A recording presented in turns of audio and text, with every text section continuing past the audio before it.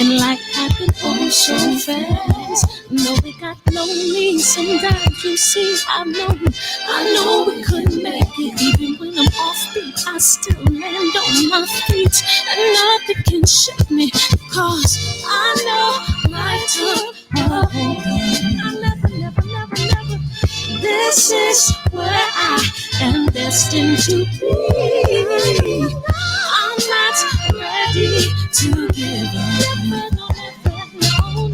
I believe in the miracle of life. Life's a play with no rehearsal. Learn quickly, they'll come for your role. Games we play, can't take it personal. Cause the devil is a liar. I'm telling you the truth. It's all in what you do. Some things you gotta do. Let's fight for millions. Take a second, see the blessing in it. But much expected, much is given. When I made the living, now I'm giving back to children. Never let the power come first before your happiness. Yes, you can be the best if you go the distance.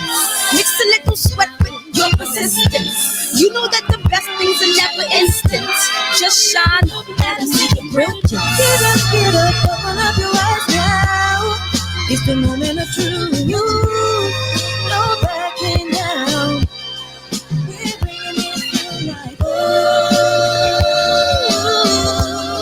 for the children, it's a given. You gotta give it, be a blessing. This my personal statement. Run the game like I'm ASICs. Learn to develop patience, determined to be the greatest. Yeah, bobbing and weaving, they changing up like the seasons. Indigenous to the grind, so I do it for all my people. Jabbing the competition, back up against the ropes. She fighting for recognition. I'm fighting just to promote equality where we lacking. While cancer slowing our road, I'm confident we'll make it. We focus on common goals. Yeah. Give back, give love, give something away. Never give up, stand tall to fight another day. 2 toes, 2 feet, I stand on the ground. I'm gonna wrestle and fight this final round. Life's a play for no rehearsal. Learn quickly, they'll come for your role. Games we play, can't take it personal. Cause the devil is a liar. Telling you the truth, it's all in what you do. Some things you gotta do.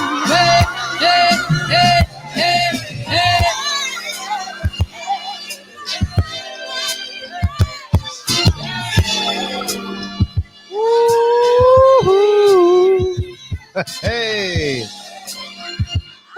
what's up, y'all? Welcome to the show. Hey, what's up, Rob? Hey, I heard your favorite part, big homie. DB, what it up? OG, Lewis hitting D-Man. What's up, Triple OG, man? We going in tonight, man. Man, y'all made me go back to my teacher days, man. Oh, shit. Man. Oh, my God, Jeffrey. What up, Andrew, Charles, OG, DB up in this motherfucker as here always, man. What's up? Akando, what's up? What's up? G Brown, Phil, DB, Phantom Brawler, KP from KC5, Andrew DB, always in the building. The barbershop is officially open, man. I appreciate you, Mark Wunderlich, man. Kanahahu, Kananyahu, welcome. Tex Diva, what's up? Taiwan, what's up? Hopefully you and the family are doing well, man. I appreciate y'all again, as always. Marcus Johnson, Summer Slim, Gifted Soul.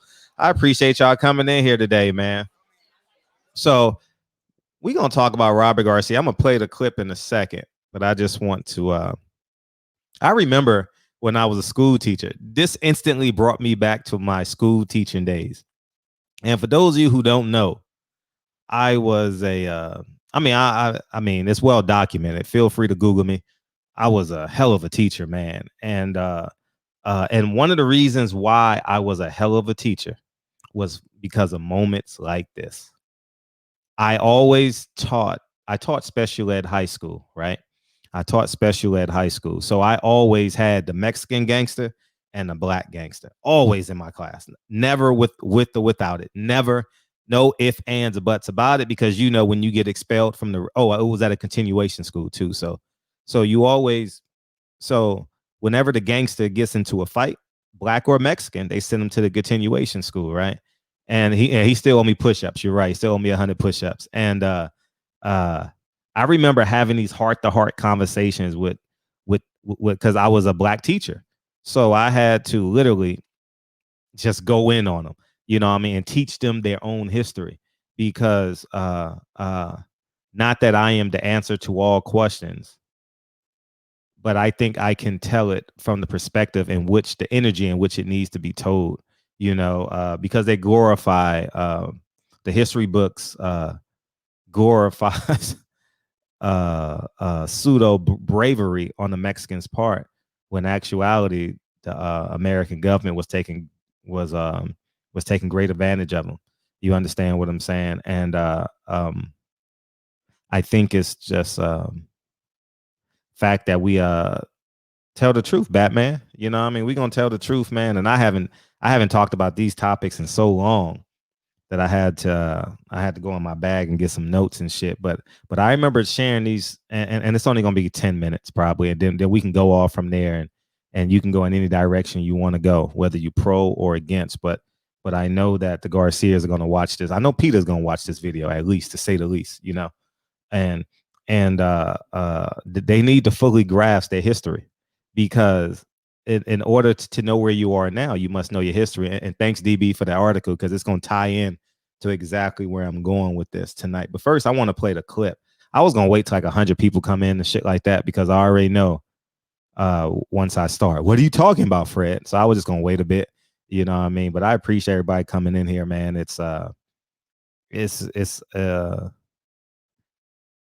before I go into my, I already know what I where I typically go. I'm about to give the truth, man. You know what I mean? And go share this video real quick and hit the like button. You know what I mean? Every Mexican fighter needs to hear this video. Every black fighter needs to hear this video. This is something that they've never been taught this in school. What I'm about to teach them. No, they haven't. And I'm going to share them. And for those of you who don't know, I taught in Duarte Unified School District for 4 years. 4 years. I was there 4 years. And those were I taught a total of 7. But though the last 4 was my greatest 4 years as a teacher. And so, I'll just go through my stats really, really quick. And my population was always 70% Latino. Always. Always. If you know the city of Duarte, California, always 70% Latino. Always bigger, stronger Mexicans than me. If they ganged up on me, they probably could beat me up. Was it Duarte Trece? Yeah, it was like Duarte Trece. Yeah, Duarte Trece. That was the gang, and I had all the young gangbangers in my class. And like I said, if they wanted to beat me up, they damn sure could have. You know what I mean? But I always told them the truth. Always. And honestly, it went from Mayate to the first day of class to fuck you, Hawthorne, to man, I don't want school to end. You know what I mean? Because I was the most consistent male figure they had in their life.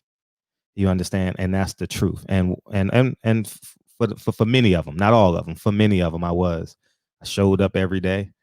You know what I mean? And it was it was an awesome experience. It was an awesome experience. But I'm gonna play the clip. So let me. Oh shit! I thought I had it queued. And but yeah, we gonna get in here now. We here now. Oh, fully. It's the first one, so we're good. Oh, it's already queued. Okay, cool. He's never gonna.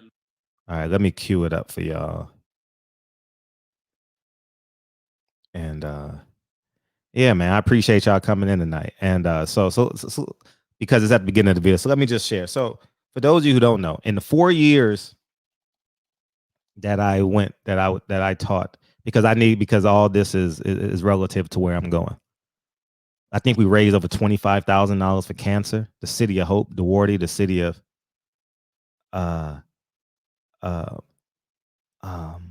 it's not my job. Yeah, and in retrospect, but I do have a platform, and I want them to learn how it's not the same, obviously, but the struggle is similar. The pain is similar. Obviously, ours are more entrenched and longer as it pertains to America, much longer. But I'm going to show how they bamboozled the Mexican population, and but yeah, I'll get into that. Appreciate you, Mike Weary. It's not your job to teach them their history, but somebody got to teach them. I agree with you from a fundamental standpoint, though. I definitely agree with you. Um, Yeah, raised over 25, and these are all Mexican gangsters, all black gangsters. So the toughest population in any school district is high school, special ed, continuation high school. Every school in America, and that's what I taught. Okay, and we did two marathons. We did two marathons. One year we biked and ran the marathon. Just so you know, that's 52 miles, 26 on the bike. 26. Imagine that, right? Y'all know who Ghost is from Power? He used to come to my school and teach poetry. We used to be great friends. Mike Miller, NBA player, donated shoes. Trevor Ariza, the list goes on and on, man. I had a bunch of NBA players come and donate and stuff like that, and it's well documented. It's in tons of articles. Feel free to Google them. I don't know where they're at now, but I'm pretty sure you could find them. And but I gave my all. Like every day I went to that fucking job. Yeah, they picked their side. We just adjust. No, you're absolutely right. You're absolutely right. And I'm not pacifying them at all. But someone got to tell them their history though. Like and whether they accept it or not, coming from a black man, it's okay. It's all right. All day, like all night. You know what I mean? So so I want to share this with y'all, but first I want to play the clip. All right. I'm gonna share this. And it's a pretty long clip, okay? It's like a 4-minute clip. So we're gonna watch this for 4 minutes and we're gonna go from there. All right. Let's see.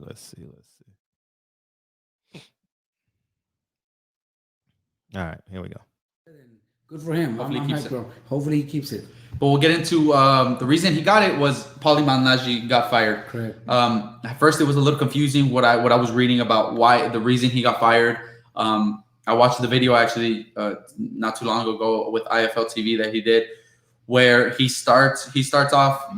They start off by asking him about what Devin Haney had said when he had said that he's never going to lose to a white boy.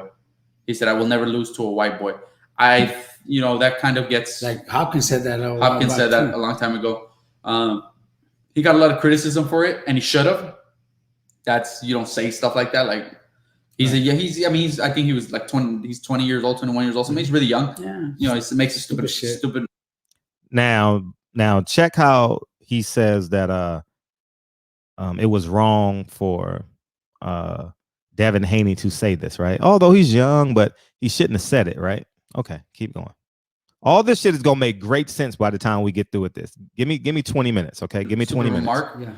But if it would have been the other way around, it would have been probably worse with the way things are right now.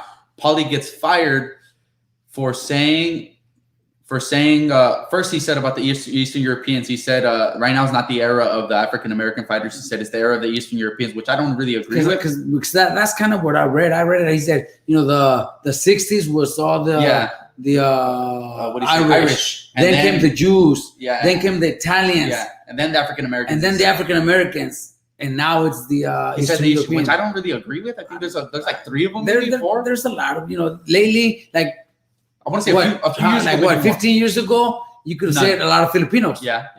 That was it.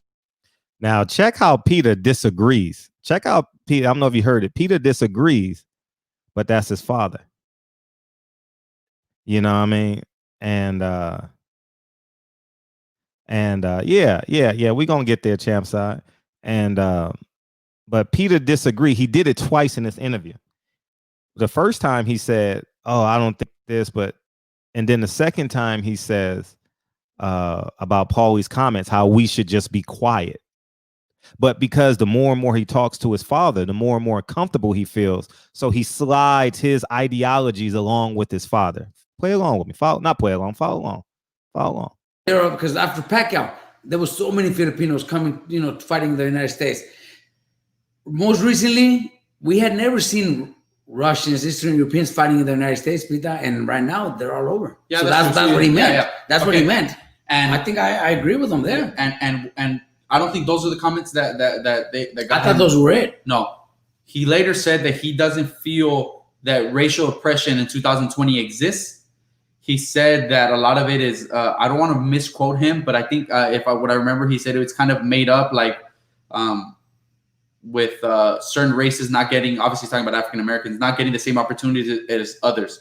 And I think that's the comment that did it. I don't think it was him saying about the Eastern Europeans. Because that's a comment about just what you think, who you think is dominating boxing right now. Like I told you, I don't even think Eastern Europeans are really dominating boxing. You got guys like Lomachenko, Usyk. Yeah, but there's a few. But I think what he meant is, not that they're dominating right now, but what he meant is, the past 10 years. Peter tried to save his father. You hear how Peter tried to save his father because he knows this shit is inflammatory. Peter knows people like me are out here. Smash the fucking like button, y'all. All right? Because I'm about to give y'all a motherfucking lesson. It's been a lot of Eastern Europeans before, within the 90s, early 2000s.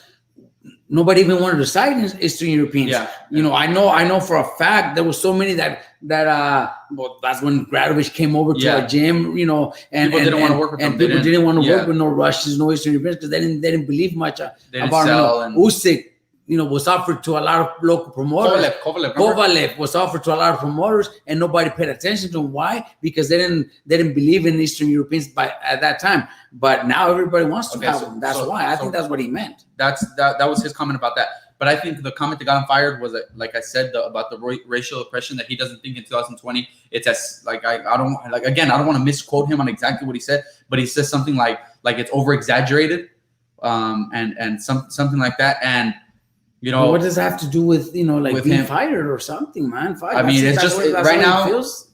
What I think it is just so sensitive, time and place right now. Yeah. Where that's such a sensitive subject right now that maybe you just don't say anything. It's better not to say anything about that, or if you're gonna say any little. Now, prior to this, he said we're sensitive. Oh, we're so sensitive about this shit. We're so sensitive. This is gonna be so beautiful. We're sensitive about shit right now. Remember the word sensitive, okay? And when we get to the end of this, it's gonna all tie in. And Peter is telling him to shut the hell up. I've done this in a lot of interviews too. Shut the hell up, Dad. Like, I'm telling you, maybe we shouldn't talk about it, but since he doesn't do this on a regular like me, he don't know how to get his dad out of this interview. You understand what I'm saying? Follow me. Now, because he can't get his dad out of this interview, he has to agree with his father. Follow along with me. Follow along. Listen. Thing that goes against what's going on right now, against the whole Black Lives Matter movement. If you have any little thing to say against it, it's better just not to say it right now. See, he said not to say it right now.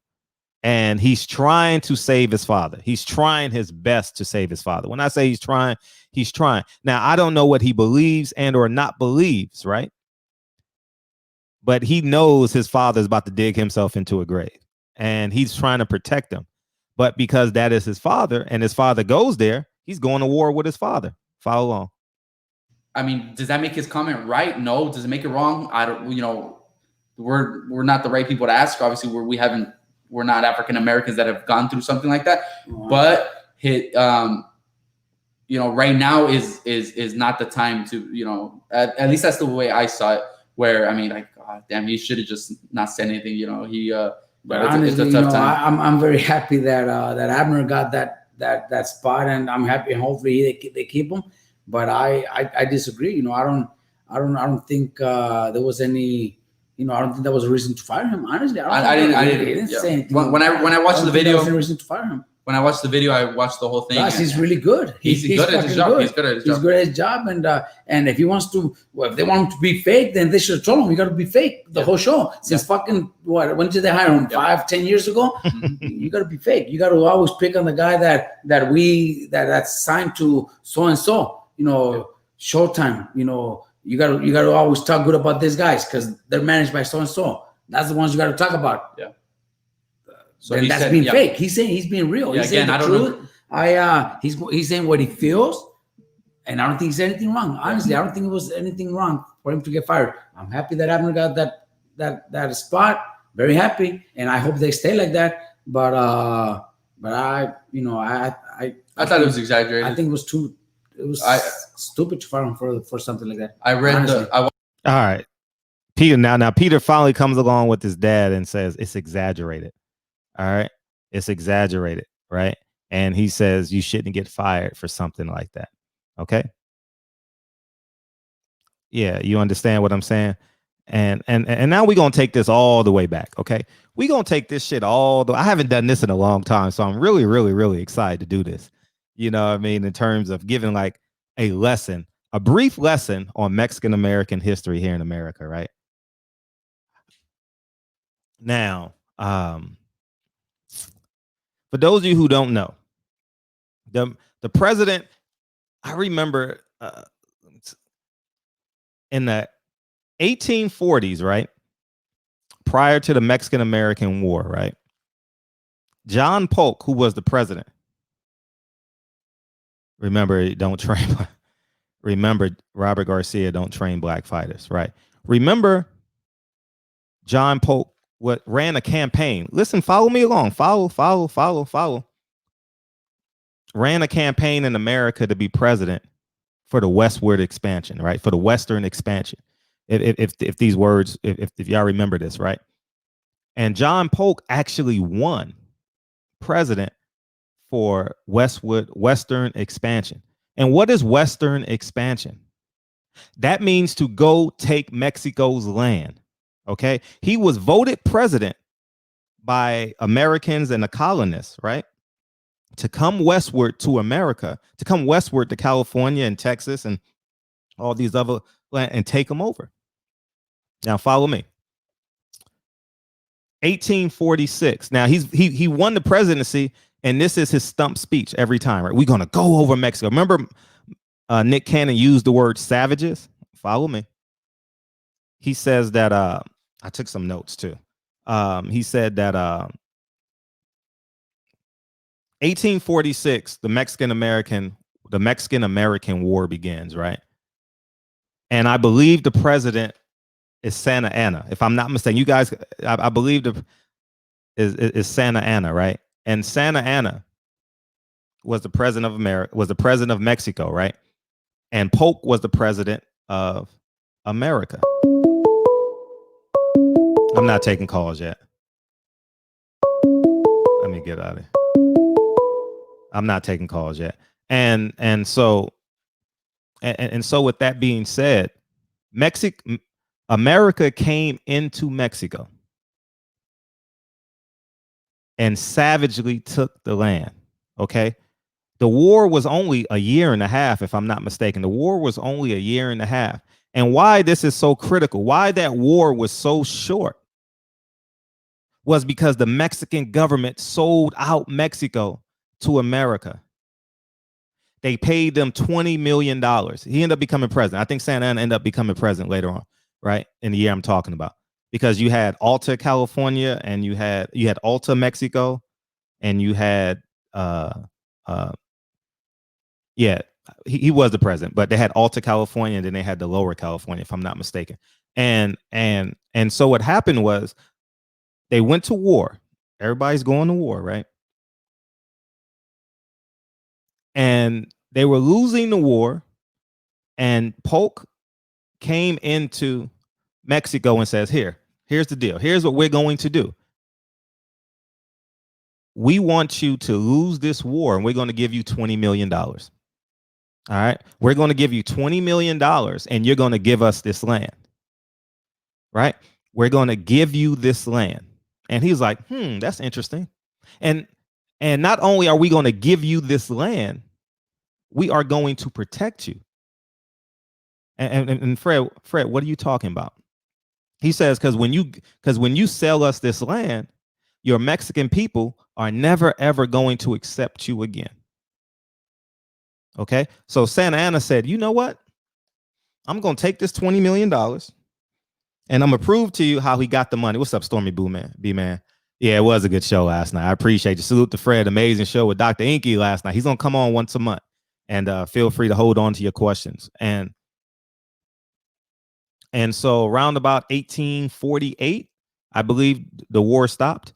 And he had sold out his country. Now, here's where it gets critical now. Now, you talk about slavery, right? You talk about slavery.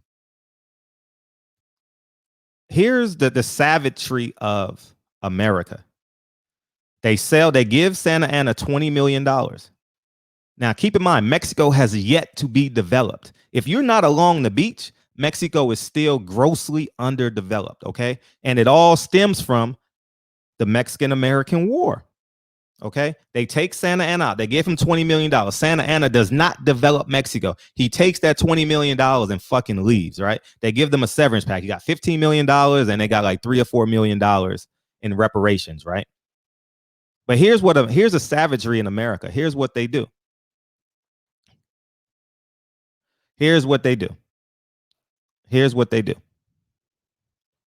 They don't change nothing.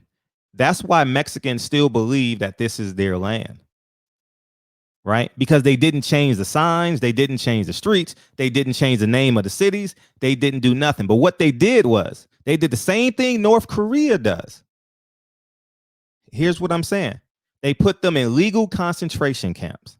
And you're like, Fred, what the fuck are you talking about? Yes, they say, you know what? We're going to give you 25 cents to mine this gold.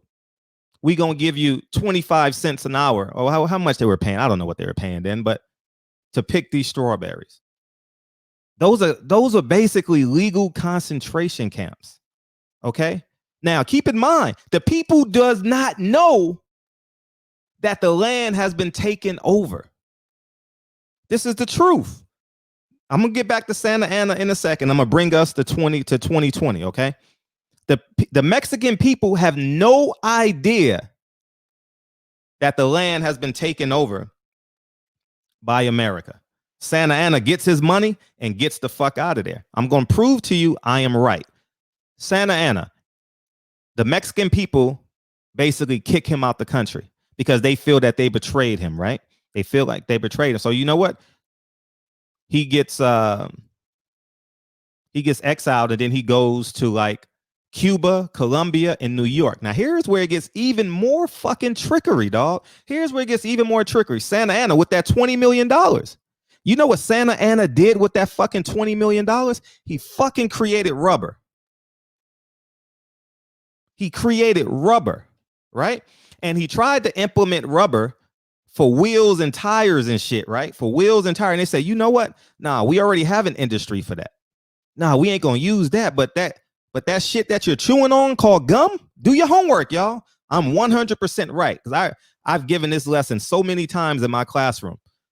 They said, because remember, Santa Anna had $15 million. So he came over to New York and Colombia and tried to create industries because he had money. You understand what I'm saying? So Santa Anna created gum. For those of you who do not know, chicle is what they call it. It was another name, but Thomas Adams, what was his name? Adams. Is it Thomas Adams? I'm drawing a blank. Thomas Adams stole the idea from Santa Anna. And you know what Thomas Adams did? His name, Thomas Adams or Adams? Something. His last name is Adams, though. He went to fucking Wrigley in Staten Island, New York. I'm telling y'all the truth. He went to Wrigley and stole the idea. Santa Anna invested $15 million in this rubber shit, right? And took the idea and went to Wrigley and they created the fucking gum. Right? So now, not only did the government poke the president, con Santa Anna out of his fucking land, right? Con the people out of his land. They took his fucking $1 zillion idea and made it them and made it theirs. So now he is a wounded man, right? He is a wounded fucking man. Santa Anna can't go back to his country. He's a man without a home, right? Papa was a Rolling Stone. You understand what I'm saying? So now he's fucking stuck now. He's fucking stuck now, right? Now we take it over to Mexico, right? Now we take it over to Mexico, right? Now, 1840s, 1840s, and the 1850s, like the second generation, that generation, they have kids, obviously, right? They have kids, right? Now,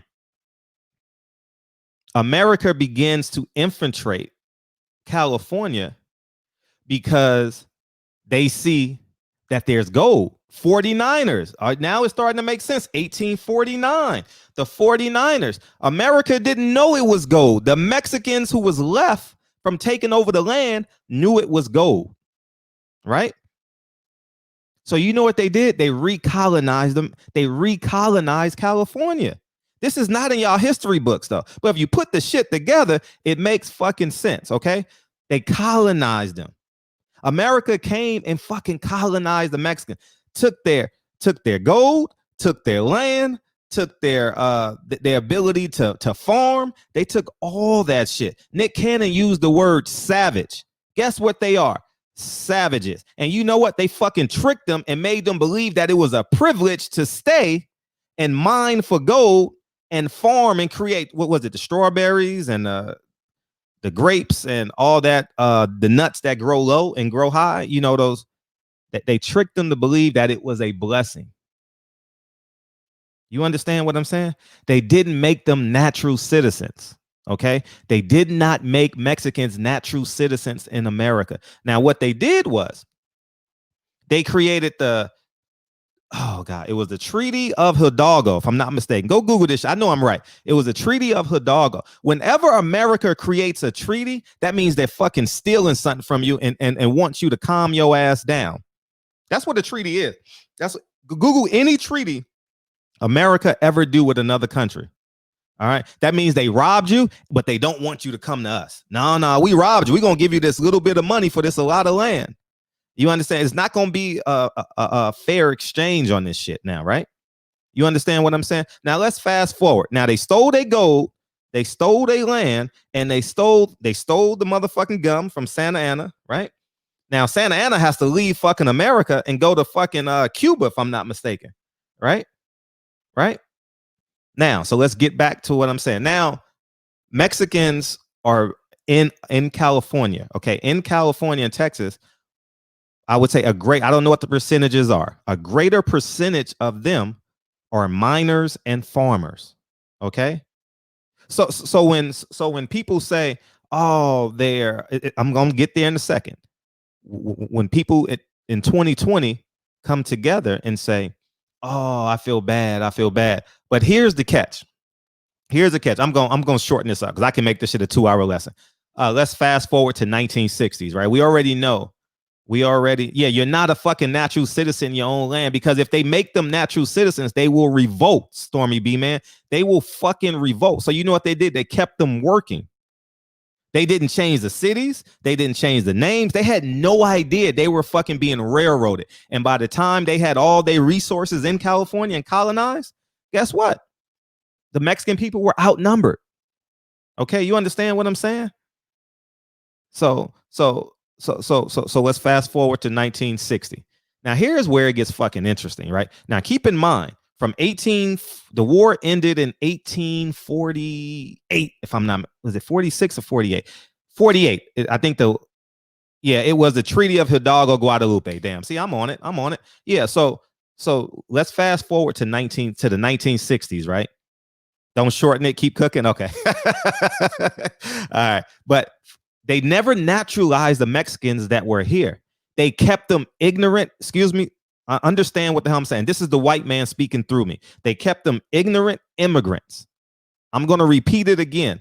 They kept them ignorant immigrants. Okay. You understand what I'm saying? They didn't teach them English. They didn't teach them education. They told them to go out there and work. Okay. Yeah, we can talk about Chavez in Arizona. I did all that shit in my class. I did my best to wake up all those Mexican gangsters and let them know, oh, you at 3 o'clock, you gonna go kill this nigga? For what? What's the point of killing this nigga? The government isn't fucking and killed your whole fucking lineage. You understand what I'm saying? So let's fast forward to 1960s, right? Fred, you can't go. Nah, they gonna up, man. Anyway, so let's fast forward to the 1960s. Here's where it gets real interesting. Here's where here's where the dissension begins in high levels. Okay, they have convinced over that 100 of years. They have convinced the Mexican population that it is a privilege to be in their presence. It is a privilege to stay and not be shipped back to Mexico, because Mexico has no infrastructure. Mexico in 2020 still has no infrastructure. I'm talking about the entire country. Okay, still lacks infrastructure. Okay, but they said no, because remember that it took them years to colonize and create what they have now, which is California. Okay, and they steered them into religion. That's why you have the missions. But we ain't gonna get in it because that shit takes way too long. Okay, so that's why they implemented missions and Catholicism. And how the fuck does Catholicism go from Spain to California? It has to be come on, man. Okay, so let's fast forward to 1960s. Okay, let's fast forward to 1960s, right? The Freedom Act of 1964. Black people say, yeah, we've made it.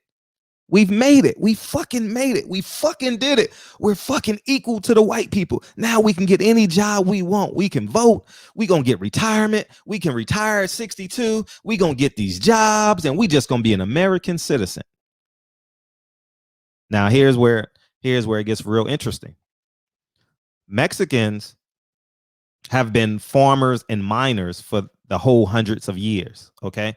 For the whole hundreds of years. Remember 1849, the 49ers came, you know, that whole shit. If you San Francisco 49ers, you fucking get it. All right. And now Mexicans feel privileged. See the fucking American government done bamboozled their mindset as a whole, done bamboozled them as a whole in terms of their mindset, has forced them to believe that it is a privilege to be in America. Now, after the Voters Act of 1964, or 64 or 65, somewhere in there,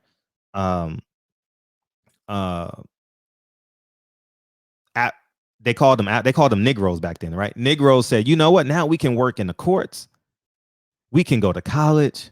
We can be equally educated. We can do everything the white people can do.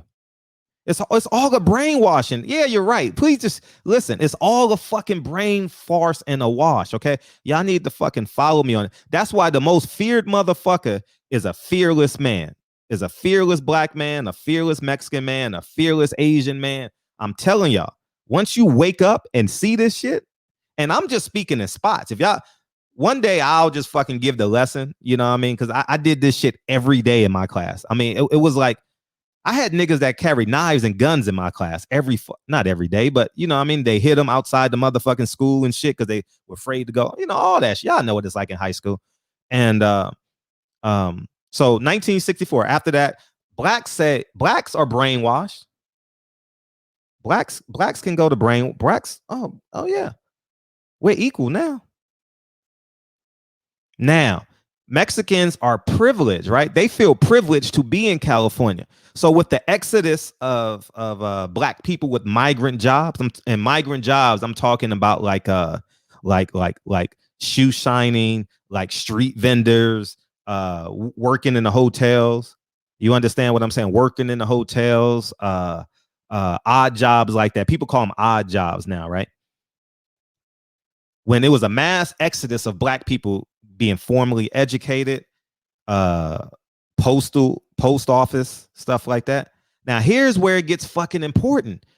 Y'all not following me. They never naturalized the fucking Mexicans. 100 years later, they're still not citizens of America. Don't you understand? So what do Mexicans do?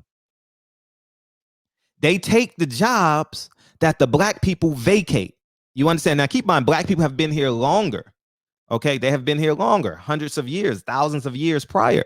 You understand what I'm saying? So there's a different level of depthness into the brainwashing. Okay, into the brainwashing. Okay, and Mexicans feel privileged. They've convinced Mexicans that it is a privilege to be in America. So they go into they start shooting street vendors, you know, and they create what they're great at. It's not by accident. Mexicans and Latinos, they sell corn. It's not by accident that they sell fruit. You understand what I'm saying? All this ain't by accident. That's their trades. So what they did was America has allowed them to do this. And this is in the 1960s. Go look at the pictures in the 1960s. Go, feel free, Google Los Angeles in the 1960s, okay? And you'll see, and the visuals will give you this history. So Black exodus, right? Mexicans move in, right? And take the jobs that the Mexicans leave, because now you got the government, you got the state jobs, and you got the biggest employer of Black, which is the post office, right? That's the biggest employer of Blacks in America. I'm not sure if it's still going, but I know in the 90s it was. In the early 2000s, I'm sure it was as well. All right. Now we start getting into capitalism, because now we in full-blown capitalism. Not that we wasn't before, because we had the Industrial Revolution, we had World War I, we had World War II. We get all this. I'm not saying that Blacks and Mexicans were not without. I'm just highlighting the big points, okay? All right. Now they start redlining. Oh, shit. Now redlining comes into play. Oh, shit. Now it's like, oh, shit. So you know what they do? They create infrastructures, right? And they call them what? They call them projects, because it was that, a project. Okay. Now with projects, right? Where can undocumented people live? They cannot live in the projects. You know why? Because that was regulated. They regulated that for the Black people. You understand what I'm saying? So now you got this dissension. So now, so Mexicans create their own pueblos. All right. Now this is starting to make sense to Mexicans. They create their own pueblos. That's what they call it. Their own hoods, right? They create their own pueblos because they can't live in the fucking projects. You understand what I'm saying? So now we got this dissension because of capitalism by these savages. You understand? So now you got brown people in their pueblos and you got Black people in the projects. What happens on the streets? And there lies where we are in 2020. And this is how deep the fucking, and this is how I open up the phone lines. I got so many more notes, but there's so much more that I can tell you guys, but I don't want to make this all about a motherfucking history lesson. But I'm going to tell y'all, they've brainwashed us so much. But since this is about Robert Garcia, right? Since it's about Robert Garcia, I'm going to stay here. They've brainwashed the Mexican people so much that many Mexicans grow up believing barrios and pueblos. Yeah, barrios. Thank you. They grow up believing that Cinco de Mayo is their holiday. 1. 2, Cinco de Mayo, they celebrate Cinco de Mayo because this little Mexican army, follow me, this little Mexican army beat the French in one battle. But they're not going to tell you that the French won the war. But they said, so now we're getting into capitalism. Cinco de Mayo didn't come into the 70s and the 80s. And you know why? You know what created Cinco de Mayo? You know what created Cinco de Mayo? Motherfucking beer companies created Cinco de Mayo, y'all. Cinco de Mayo is not really celebrated in Mexico like it is. I mean, they have a pseudo celebrations and shit like that. Beer companies created Cinco de Mayo, dog. Do you understand what the fuck I'm saying? It wasn't created by Mexicans in America. I remember telling my kids that, because I would give this lesson every Cinco de Mayo. Every fucking Cinco de Mayo, I spent a week on Cinco de Mayo with my kids in my class. And I made the Black people shut the fuck up and the Black kids shut the fuck up. And I dedicated an entire week teaching these kids about Cinco de Mayo. You understand what I'm saying? And that's the stone cold truth that we've all been fucking brainwashed. I fucking went to college. Nigga, you give me $200,000, I can turn that shit into $2 million in 15 years. I guarantee you I can do that shit. But you know what they said, Fred, spend $200,000. You understand? You understand? Give me 200, man. You give any one of y'all niggas $200,000. Create a plan. You're gonna be successful at it. Trust me. And I'm telling y'all, this is the stone cold truth why we've been so fucking brainwashed. And the reason why I'm giving this lesson from this perspective, instead of saying Robert Garcia is a racist, Robert Garcia is that, because a lot of people don't know their history. Robert Garcia doesn't know why his grandfather was working in the motherfucking fields. He don't fully understand that. And all the people who support Robert Garcia and their grandparents working in the field, they don't grasp or understand the truth, the reality of it. The Mexican government sold them out for $20 million.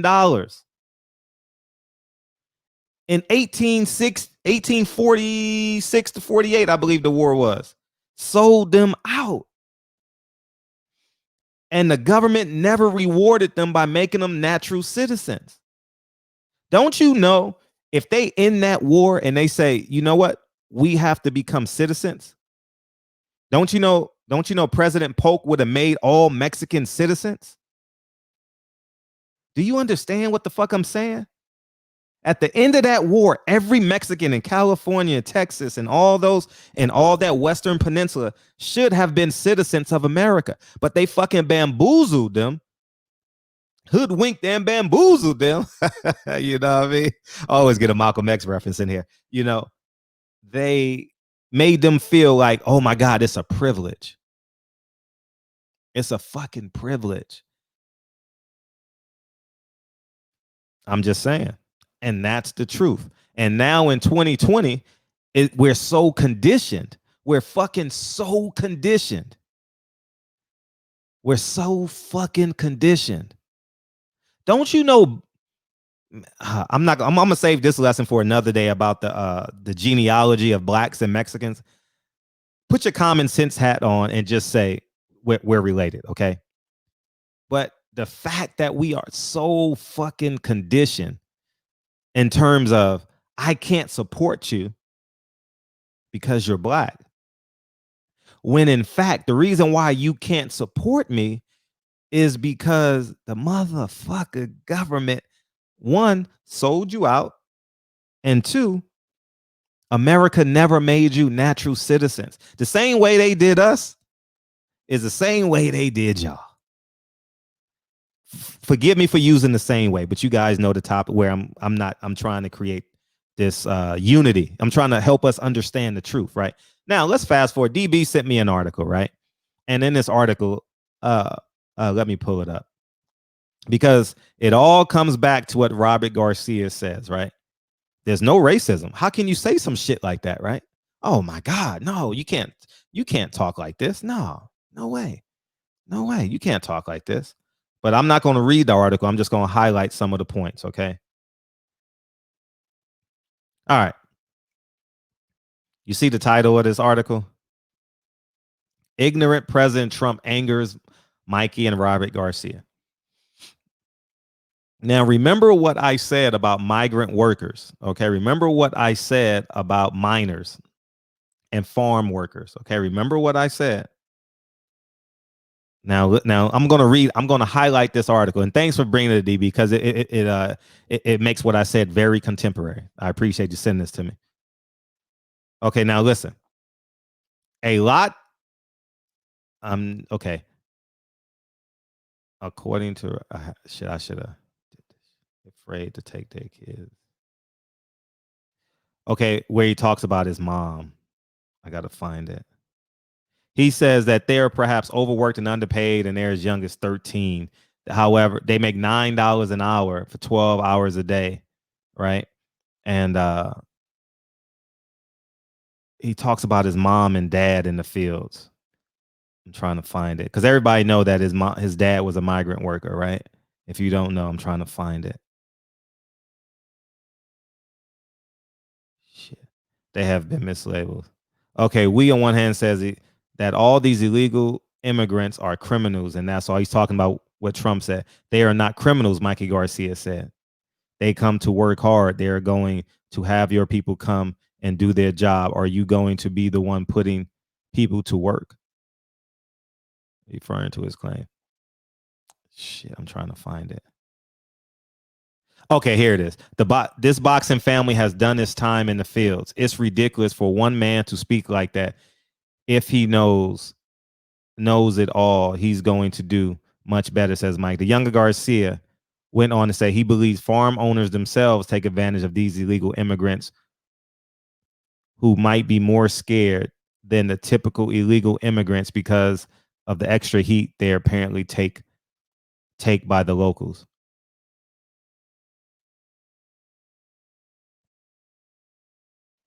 So at the end of the day, Robert Garcia can get mad at Donald Trump. Let me put this.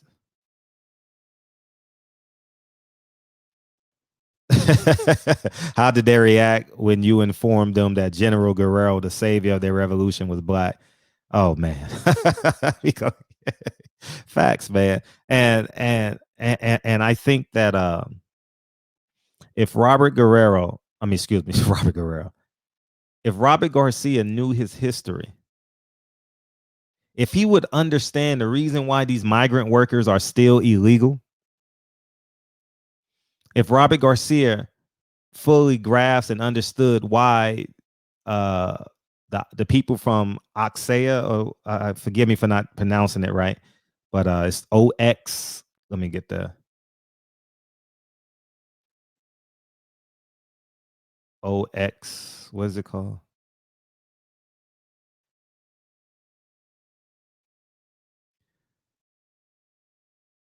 OAXAQUITA. I can't pronounce it, but why they don't have the rights? It's because of what happened in 1846 to 1848. Okay, their government was weak, and they succumbed to the savagery of America. And that's the stone cold truth about this. Now, if you ask Robert Garcia about this, I want to hear his response to why his dad had to work in the fields. His dad should have been a citizen. His mother should have been a citizen already. His great grandfather should have been a citizen already. If your last name is in this chat, Martinez, Guerrero, Lopez, you should have been a citizen already.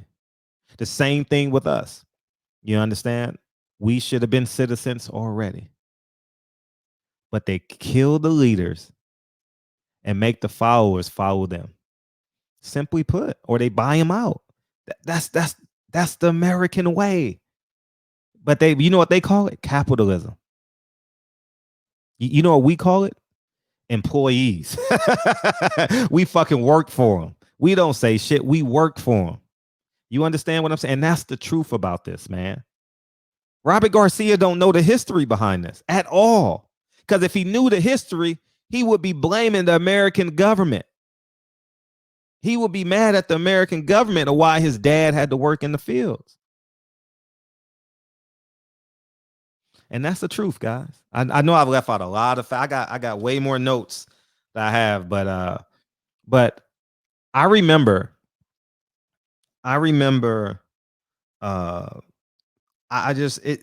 it just reminded me of when I was a school teacher, and these Mexicans would come in my class and have brown pride. You know, they at 15, 16 years old, they got tattoos of brown pride and all this shit. In my first book, I actually wrote a poem about one of the Mexican kids in my school. I should have brought that shit with me. You know what I mean? Because I went to Mount Olive. It's called Mount Olive. And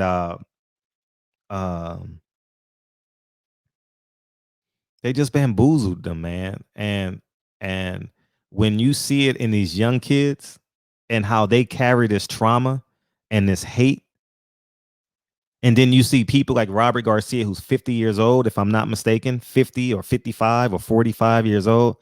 And he's still not speaking from a historical perspective. We're never going to go anywhere. If Robert Garcia isn't teaching his gym the truth, isn't teaching Mikey Garcia the truth, isn't teaching Peter the truth, you know what's going to happen? Robert Garcia is going to hate me. He's going to hate Floyd. He's going to hate Zab Judah. He's going to hate Adrian Broner. And guess what's going to happen in return? They going to hate. And guess who going to be fighting? And guess who Fred is brown. And guess who and guess who gets paid when you pay the doctor bills? Exactly. Pharmaceutical companies, the people who own the motherfucking people who own the hospitals. You understand? And that's the history behind this, man. In a nutshell. You understand? And I'm gonna open up the phone lines, man. We can go. I'll play off of y'all what y'all got to say. But yeah, man, it's hurtful when you hear a man like Robert Garcia, who's been in boxing 30 years, you know, and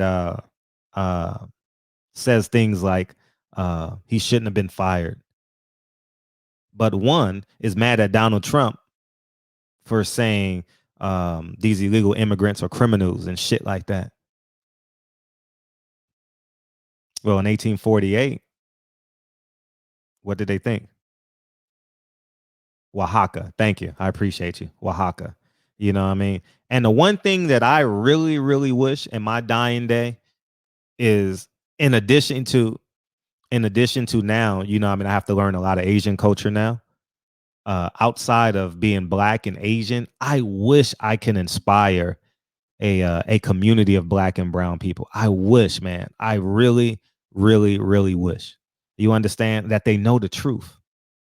If we know the fucking truth, God, if we knew the fucking truth, man, it gives me so much pain that I want to cry because I can't fucking beat up nothing.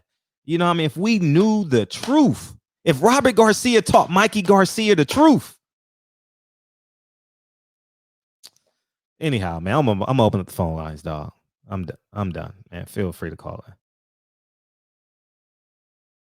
I'm not letting him off the hook for what he said now. I'm not saying, oh, we forgive him because he don't know his history. No, he's a 55-year-old man. He should know his history. By no means am I giving him off the hook. You understand? By no means. And people say, Fred, why you don't cover Canelo and shit like that? Because I can't be myself. You understand? That's one of the biggest reasons. Not that I don't like him, but I want to be Black. You know what I mean? I want to cover fights like I'm a Black man, and I may say some things that may offend Mexicans. But say, oh, you're Black. So I say I'm just gonna leave that shit alone. What's up, 614? What's up, OG Fred? How you feel, man? OG Fred, Malcolm X Fred. I fucks with you, my nigga. You know, I see you as a, you know what I'm saying? I hold you to a high standard, right? Mm. But I think you wrong about Mexicans, man. You know they don't like Black people. Nobody likes Black people, man. I'm not saying that they do. I'm not saying that they do. I'm not giving him listen, I'm not pacifying him. But what I can do is educate the Mexicans that will listen. All right, can I say something about you too? You say something about Asians too, right? Do you know Asians? Do you know what they doing to Africans in Asia? The Chinese people. Yeah, I know. Yes, I do. Absolutely do. So you should know nobody likes Black people at all. I mean, I'm talking about no race fucks with us, Malcolm X Fred. Well, nobody. Well, you got to take into account that we're the original man. Okay, exactly. You understand? Right. So, you understand? If you understand that, you understand the organicness of the vileness towards us. You understand? Everybody hate us, man. I don't know. And you know what's the crazy thing, right? OG Fred, we the most loving motherfuckers.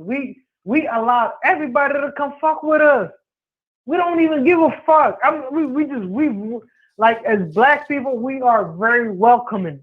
It don't matter, man. You can be an Asian, you can be a fucking Mexican, You can be white. You can be fucking. You can probably be a fucking alien. You know what I'm saying? We gonna accept you. You know what I'm saying? Because we got a good heart at the end of the day as black people. But nobody like us, man. That's all I want to say, Malcolm X Fred. Malcolm X Fred. We can't. I'm not accepting that, man. I'm not. Man. Say it again. Malcolm Fred X. No, I ain't that. I can't be that, man. I definitely can't be that. He sacrificed his life. Yeah, you probably ain't. You probably ain't as much radical as Malcolm X did. No, he ain't radical. He just stood on truth. It's not radical to stand on truth. My fault. You damn right. But nobody really like us, man. Nobody, man. Listen, I'm a fucking foreigner. I'm from Africa. Mm-hmm. I'm like literally. I done grew up with Asians. Mostly I grew up with a lot of Asians and shit. Mm-hmm. And I see how racist they is, man. Like, even though they like our culture, they like playing basketball, they love listening to our music, but at the end of the day, when it comes to like, you know what I mean? Like, you know what I mean? Like, even though they love our culture, like they don't fuck with us because at the end of the day, I don't know what it is, man. I guess when you got this black skin, man, it's fucking hard, man. It's hard. It's hard. It really is, man. I don't give a fuck what anybody say, man. When you got a black skin, man, it's the hardest thing in this world, man. Because everybody else fear you, man, and everybody else don't like you.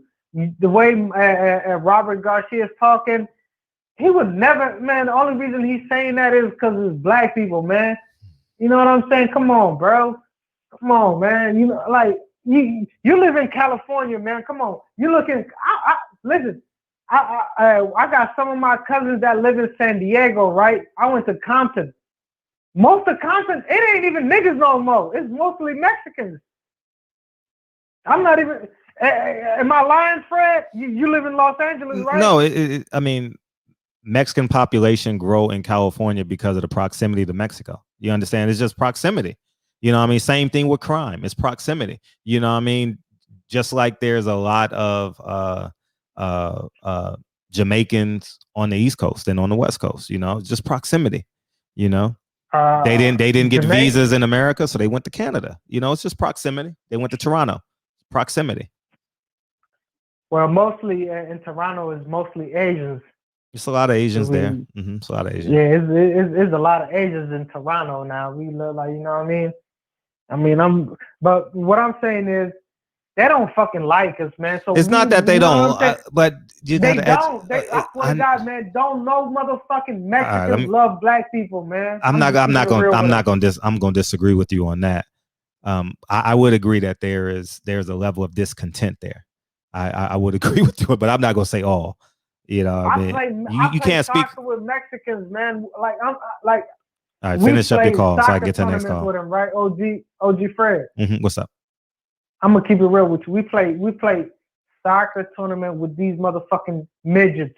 No, but you can't. Come on, you can't say that. No, they is midgets, man. Them motherfuckers. Man, I gotta get you out of here, man. I appreciate you calling in, man. Oh my God! Let me find out that you trying to get. Man, get out of here, man. Man, you can't say all, man. You know what I mean? That's the first thing. You can't say all when you say. What's up, 661? Oh, we got by any means necessary. Not some black man. What's up, 661? You got to talk on the phone. I hear you. You're on. 661. Yeah, he's about to come on now. Ah, shit, fuck it. Yeah, so yeah, he gonna grow. We've heard him before. No, it's not about no, I don't give a fuck about that. Mexican tenants, black tenants, we got rules to abide by. You know what I mean? It's that's just it. You know what I mean? And I'm very fair. I don't just listen. The one I'll get to that in a second. By any means necessary. Not some black man. What's up, 267? Yeah, what up? Hey, what's up? Mike. Hey, what's up, Mike? You know, I ain't calling in a minute. What's up? Hey, how you feel, dog? I'm good up until you had this going on, man. Disappointed me today. You went from Malcolm X to holding hands at lunch tables, man. Who? Damn, Fred, you my brother, man. But I gotta go in on you, man. I'm gonna give you 2 minutes. Go. All right. No disrespect, but I mean, it's like time and time again, there's no black and brown coalition. We keep seeing this over and over again. We can't keep like begging them for help and shit like that. I'm not begging them. God, hold up, time out. Who the fuck am I begging? No, I mean, like you gotta tell their history. We don't have to do that. Fred. Well, you don't have to listen. You don't have to listen. The reason Fred, you don't have to listen. The point I'm making, the point I am making on this show tonight, they don't know that. I'm not saying I have to teach, and you're right, I don't have to teach them. But you know what I want to do on my platform is educate the uneducated. You understand? I'm still going to be because I take an hour out of 10,000 hours I've been on this fucking platform to say, Mexicans, the government done bamboozled y'all the same way they bamboozled us. And y'all motherfuckers still want to fight us. You know, the F-13 still want to fight the Hoovers. The fucking M13 still want to fight the A-Trays and the 60s over. Yeah, that's where I'm going with this, because it's a bigger picture than me. They're gonna get up tomorrow and do the same shit though. I don't, but you know what? I probably got about 30 Mexicans in here that are gonna listen. No, and they gonna respect to them. Mm-hmm. But it ain't like there's a group of them sitting up here going saying, I don't give a fuck about the listen. This platform don't touch the world. It don't. As big as my ego is, I know everyone in the world ain't listening. You understand what I'm saying? So my goal, I knew Mexicans were going to come in here today. Robert Garcia is listening right now. Mikey Peter is listening right now. You know what they gonna do? They gonna go do their research. You know what the other, they still gonna treat us like shit. You already know. I don't give a listen. I don't. All right. Well, let me just say this. Fuck Garcia, the nigga that made the statement. Fuck him, and respect to the others that listen. Appreciate you, man. Appreciate the call. No disrespect, Fred. No, and that's fine. I have no problem with it. Appreciate you. All right. That's why I said you in the video. I said I did a video earlier today. If y'all not ready to have this conversation, don't come in here. Period. I am not dumb enough to say all Mexicans. I'm not dumb enough. So, all you scared to death Negroes. Triple OG. What's up, Fred? Hey, what's up?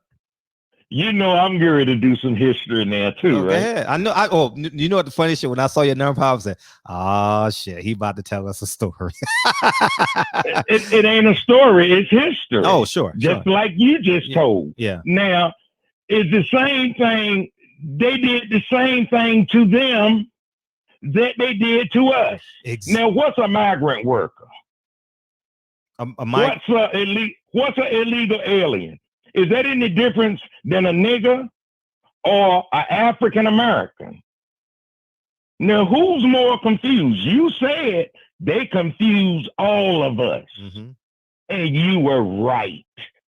But they had plenty of time to practice that program from when they hit the land in 1500 all the way till the 1800s and still doing it now. It ain't that we don't like them and they don't like us. We all are fucking angry. And who you gonna get angry at? The one that's closest to you, right? Closest to you. Mm-hmm. Yeah, Mexicans kill more Mexicans than anybody.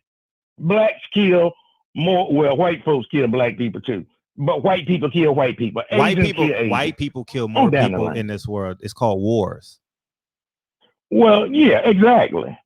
But I'm trying to figure this thing out. Well, we know that, don't nobody like us, but where have I been to find out all these people that don't like me? I don't give a fuck. I ain't wasting my time trying not to like anybody.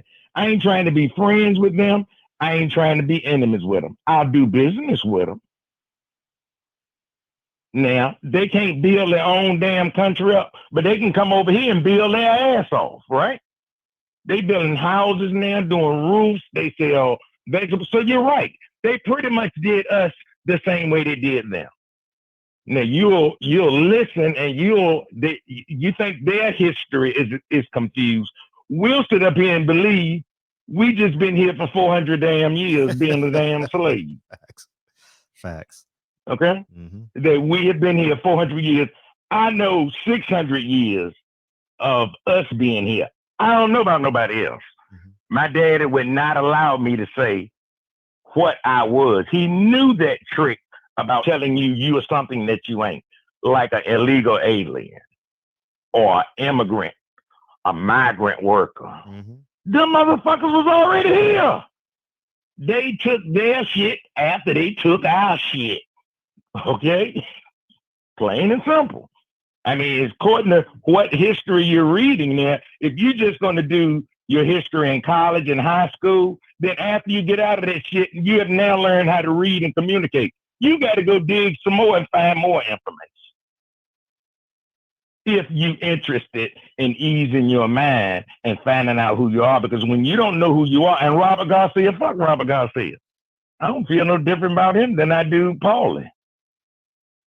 But I mean, I didn't celebrate Paulie, but guess what? I didn't knock anybody for celebrating them being fired. Y'all got the right to feel how you want to feel about it. But I think I told you a long time ago, I don't fuck with Mexicans. I don't fuck with Africans. I don't fuck with Asians. I don't fuck with them. It don't mean I can't go around them and do business. When I go to New York, I do business with Asians, Africans. But Corona just stopped all that shit. So all I got time to deal with now is my people.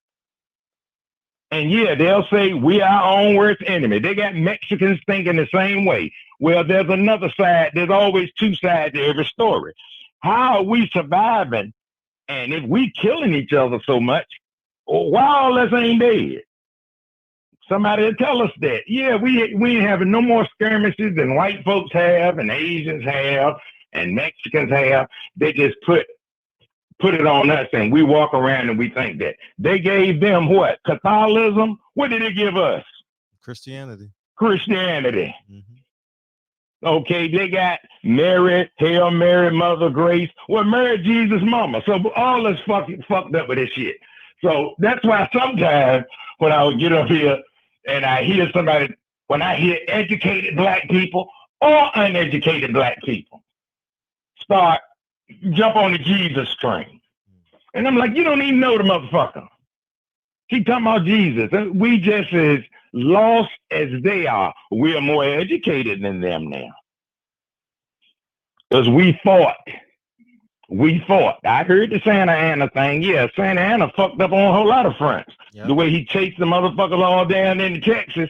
And wintertime, didn't have no goddamn food. Yep. And then he got trapped. Yep. So, but, and I don't know. I've always been trying to figure out when people say it is what it is. I don't know what the fuck that mean, man. It is what it is. No, it ain't. If you're gonna let it be like that, then of course that's what sound like Robert Garcia is. Robert Garcia don't want to fucking know. You think somebody ain't told him, man? He cannot be that fucking ignorant. His son was trying to tell him. And that was his son doing the interview with him, right? Yeah, that was his. He was trying to get him out of it. He was like, "Hey, Dad, we can't talk about Black Lives Matter," but you know that's Mm-hmm. But see, they'll run up on them white folks' ass and skin and grin worse than we do. But you know why? But that's the mental fuck that they put to us because they feel grateful to be in America. You understand? They feel grateful. They feel grateful. They made them like, oh man, thank you for not sending me back to Mexico. Oh, thank you. I promise I won't break no laws. I promise. That's the same mind. Yeah, it's the same mind fuck. It's the same mind fuck. Now how you gonna be grateful to be somewhere you already was? And then they done brainwash you to make you think you illegal or you an alien. You know, all the dumb shit they did to them, they did to us. Mm-hmm. They did over there in Africa too. So I'm not letting nobody off the hook. Yeah, they fucked Africa up worse than they did here. Why would you go get a slave? Why would you go to Africa and all Europe divided it up like a piece of pie? Who did they get to do the work for? The people that was there. So when they came here, they did the same shit. And then turn around and tell you another story like they told the Mexicans. They had plenty of practice doing that with us. So, but anyway, I'm going back in the chat, man. I love this one. I like this one. I'm back in the chat. Appreciate you. Love you, man. Love you too, man. Fred got Mexican tenants. He ain't messing up that bad. No, it's not. No. I'm always going to have 100% empathy for black people, period. And I stand on that. And I will say this too. I've housed 2 Golden Boy Mexican fighters and they paid under rent. It's not, see, it's when you have relationships with people, it's just that, you know what I mean? You have relationships with people, you understand? And I don't promote them. I've never promoted the fighter on my channel. 2 fighters, one in my gym, one out of my gym. I've never promoted them because I stood on my square. I'm always going to stand on what I believe in. You know what I mean? Where you black man. What's up? What's up, homie? Man, great lesson, Fred. Great lesson, dude. And for the people calling in about people who don't like us, a lot of times you need to look yourself in the mirror when you worry about who like you and who don't. Because a lot of times you guys are the ones causing destruction to your own people. And you hate your people just as much as you think others hate us. And me, from my own point of view, I can't say that all Mexicans say this. Like I wrote in the chat, a Mexican lady raised me my first years of my life. Like I said, I got a story that I can tell. And I hear a lot of people talking racial and this and who don't like us, but you ain't experienced shit. But you're speaking about who dislike us. When it comes to the whole dynamic of black and brown in Los Angeles, you got to take this back through before the mass immigration. You know, I wouldn't call it immigration because, like you said, it's still lands, but the mass migration of Mexicans into the city is how we treated them. And I can blame my older cousins, my uncles, the way they treated Mexicans. So that whole dynamic and that whole relationship was broken from the get-go. So we put them in a state where they come into having to be protective. When you force people into where they have to be defensive based on the shit we was doing to them, we only got ourselves to blame when it comes to that breakdown in the dynamic. And we live in the same communities. There's love there, but what happened was a breakdown in the respect in the relationship. You have black folks that will punch out Mexicans, test their power. The knockout game, that knockout game shit ain't nothing new. That's some LA shit.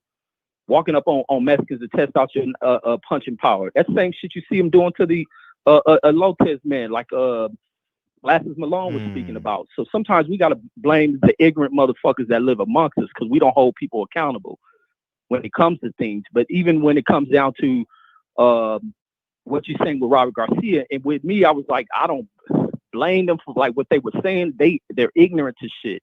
And that's why this history lesson that you put down was brilliant. You might need to do it more often. Yeah, I think I do. When it comes to us, I think I do. Yeah, yeah, I think you should. You should start opening the shows up like that, because there's a lot of black folks who play this thing of being so pro-black and about us, and we have to fight against that.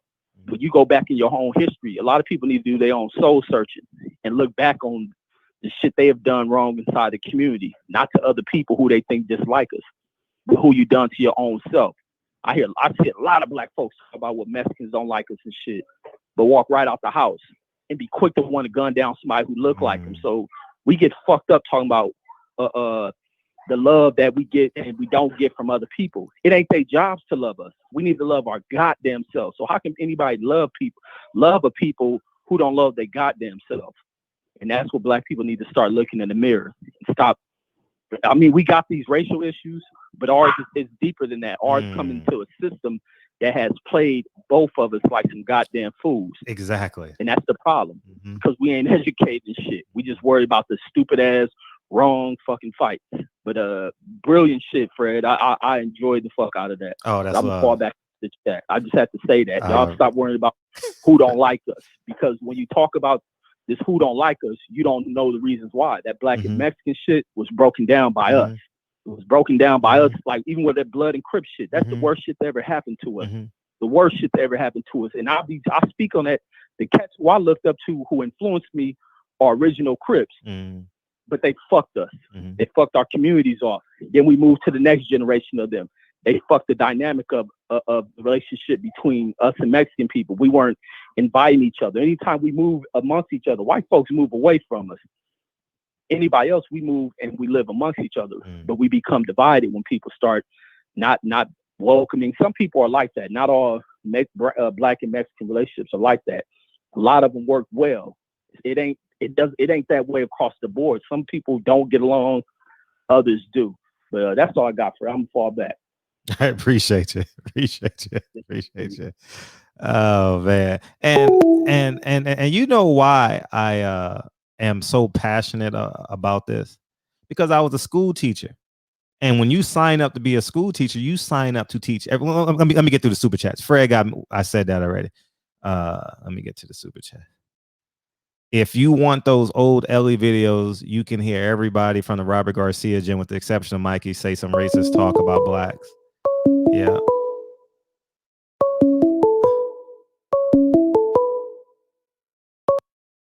right. Hey, what's up? Yeah, OG Fred, I just wanted to call back in, right? No, man, you. No. 10 seconds. Can I speak, 10 man? seconds. Can I please 10 speak? seconds. Can I please speak? 10 seconds. All right, 10 seconds, right? I heard about. Tell them to look at Chicago, man. See what the motherfucking Mexicans and the Hispanic people are doing to black people in Chicago, man. I know. Shooting them up, man. Man, I'm really gonna have to start doing these history lessons and let me get to another super chat. I appreciate the super chats too. When the phone calls be long. And John, but that was you. Yeah, you got to listen in real time. You're not listening in real time, John. That's what it was. By any means necessary. Blasphemy, black man. What's up, 402? Hey, what's up? How you feel? Tired, that motherfucker. But shit, man. Yeah, man. Teach them motherfuckers their history, man. How you feel, dog? You good? Oh yeah, man. You know, we just chilling, famo. Oh, okay, all right. Yeah, but teaching their history for it, the motherfuckers, they need to know it. Yeah, they do. Cause we the same people, man. We the same exact goddamn people, same people. But much love to you, and stay up. Appreciate you, Jay. And let me tell you this: I didn't discriminate in my classroom. Do I organically gravitate towards black kids? Yes, it's natural, right? I'm not gonna sit here and say, "Oh man," like, you understand? It's just in your spirit. You understand? Or the same complexion as you. You understand what I'm saying? I'm not gonna sit here and say that that's not the case. But when I signed up to be a school teacher, I signed up to teach everyone. You understand what I'm saying? And I'm gonna tell you, don't cry, Fred. I'm gonna tell you something that happened like the second or third year, because I kept these kids every year, right? And they mature every year. And they said, and I remember in the front of the class, and they said, Fred, why you so hard on me? Hold up, 347. They said, Fred, mute your phone real quick. Yeah. And thank you. And they said, Fred, why you always so fucking hard on us? And I said, because I know I'm gonna save somebody's life. And I took pride in telling those motherfuckers the truth. I took pride in telling the black students the truth. And I took pride in telling the Mexicans the truth, because I know the moment they left my classroom, they had to go in that bush and get that knife, go in that bush and get that little 38, that little 22. I'm not stupid. You understand? And I knew that it was important. I know when you grow up in a community like these urban communities, it's rough. You know what I mean? And I'm always going to love black men a little bit more than I love anybody else. It's just that, or a lot more. I don't know. But I don't believe that because I love black people so much, I have to hate Mexicans. I don't believe that at all. I inherently don't believe that.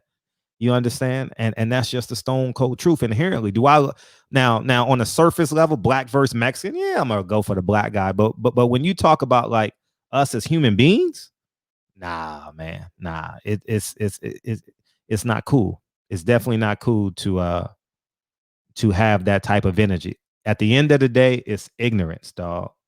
It's ignorance. I'm telling you, this shit is fucking ignorance. What's up, man? What you got, man? How's the Lou treating you? Hey, peace. What's going on, Fred? It was good to me. It was good to me, man. Good. Listening to your topic tonight, man. At first, when I first read the title, man, I thought that was your perspective. I thought you was giving Paulie the okay. Oh, nah. I'm not giving none of them niggas the okay. But I knew, it was gonna be an influx of Mexicans in here. I know it. I'm not speaking to Robert Garcia. I'm speaking to the motherfuckers that are on the fence. You know what I mean? The motherfuckers that say, fuck Mexicans. Fuck blacks. The Mayates. That's who the fuck I'm talking to. You understand? Because I worked in that environment for 7 years. I lived in that environment. Matter of fact, I still live in that fucking environment.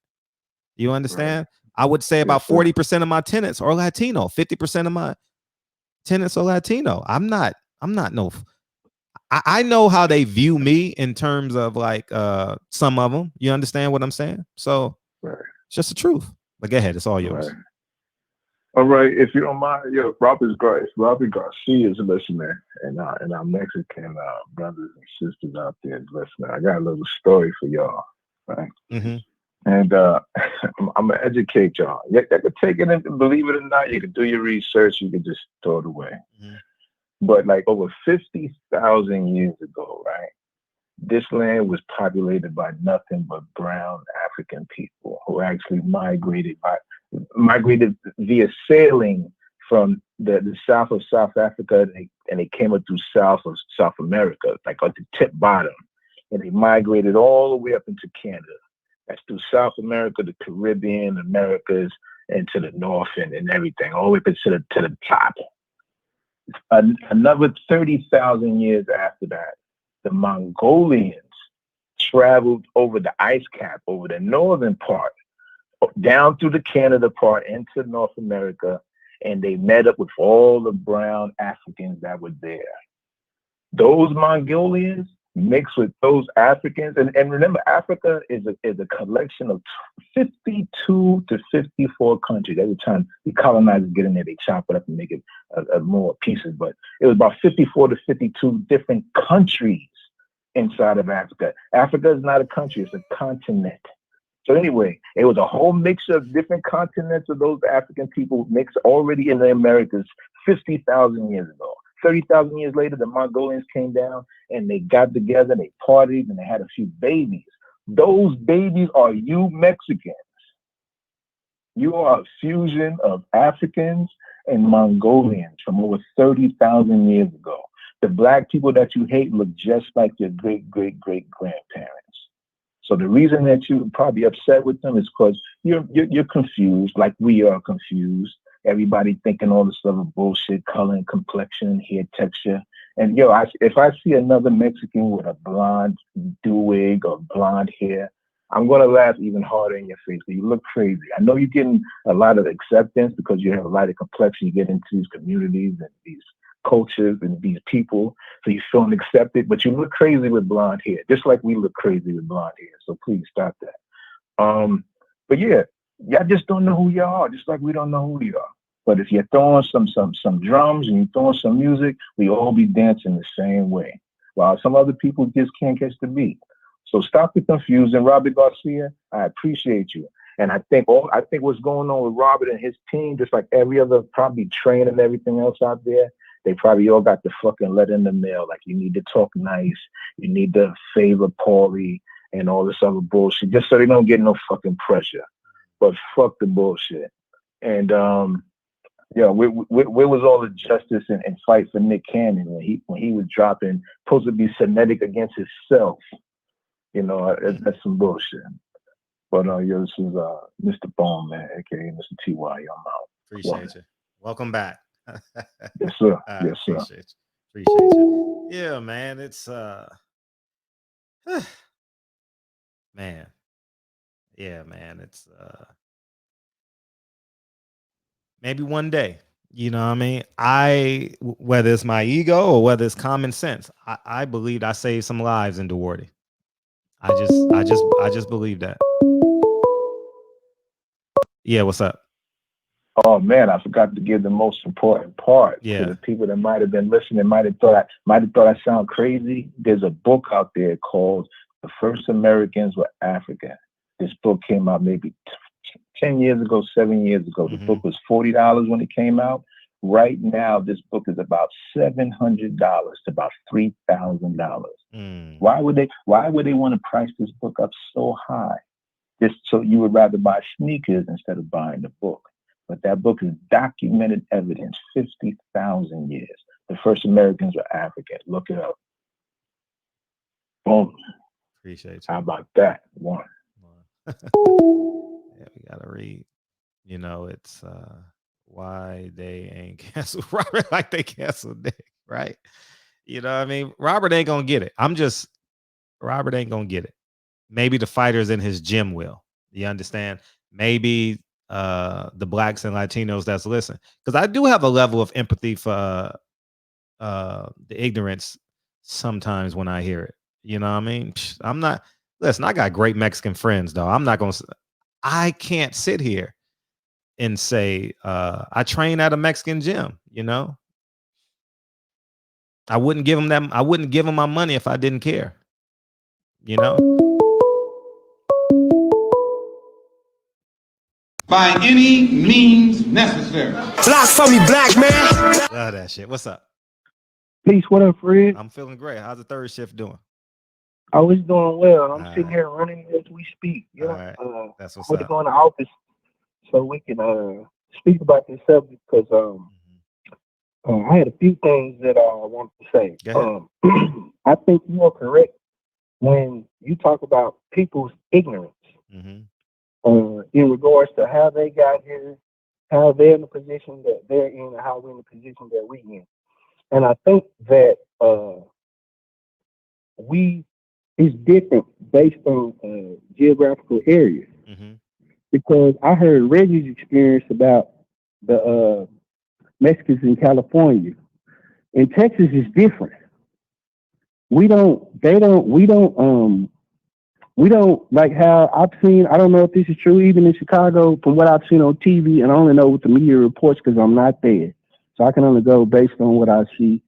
But we don't, like, they don't have Mexican gangs and we war with them, black people war with them. They put us in the same community. And in Texas, in the South, they mostly mind their business and we mind ours. But we don't beef with each other. We don't, there's not Mexican gangs roaming around fighting black gangs. It's not like that. How it is in the South is, it's like working. Everybody put their boots on and go to work, man. And when it comes to Robert Garcia, you got to understand that fair-skinned people are always going to treat non-fair-skinned people different because they understand the dynamics of white supremacy. So I believe that Robert's attitude and the way Robert views himself and the way that a lot of Hispanic people, I can't say them all, view themselves, they can damn near pass at a certain point in time. And I think they, from my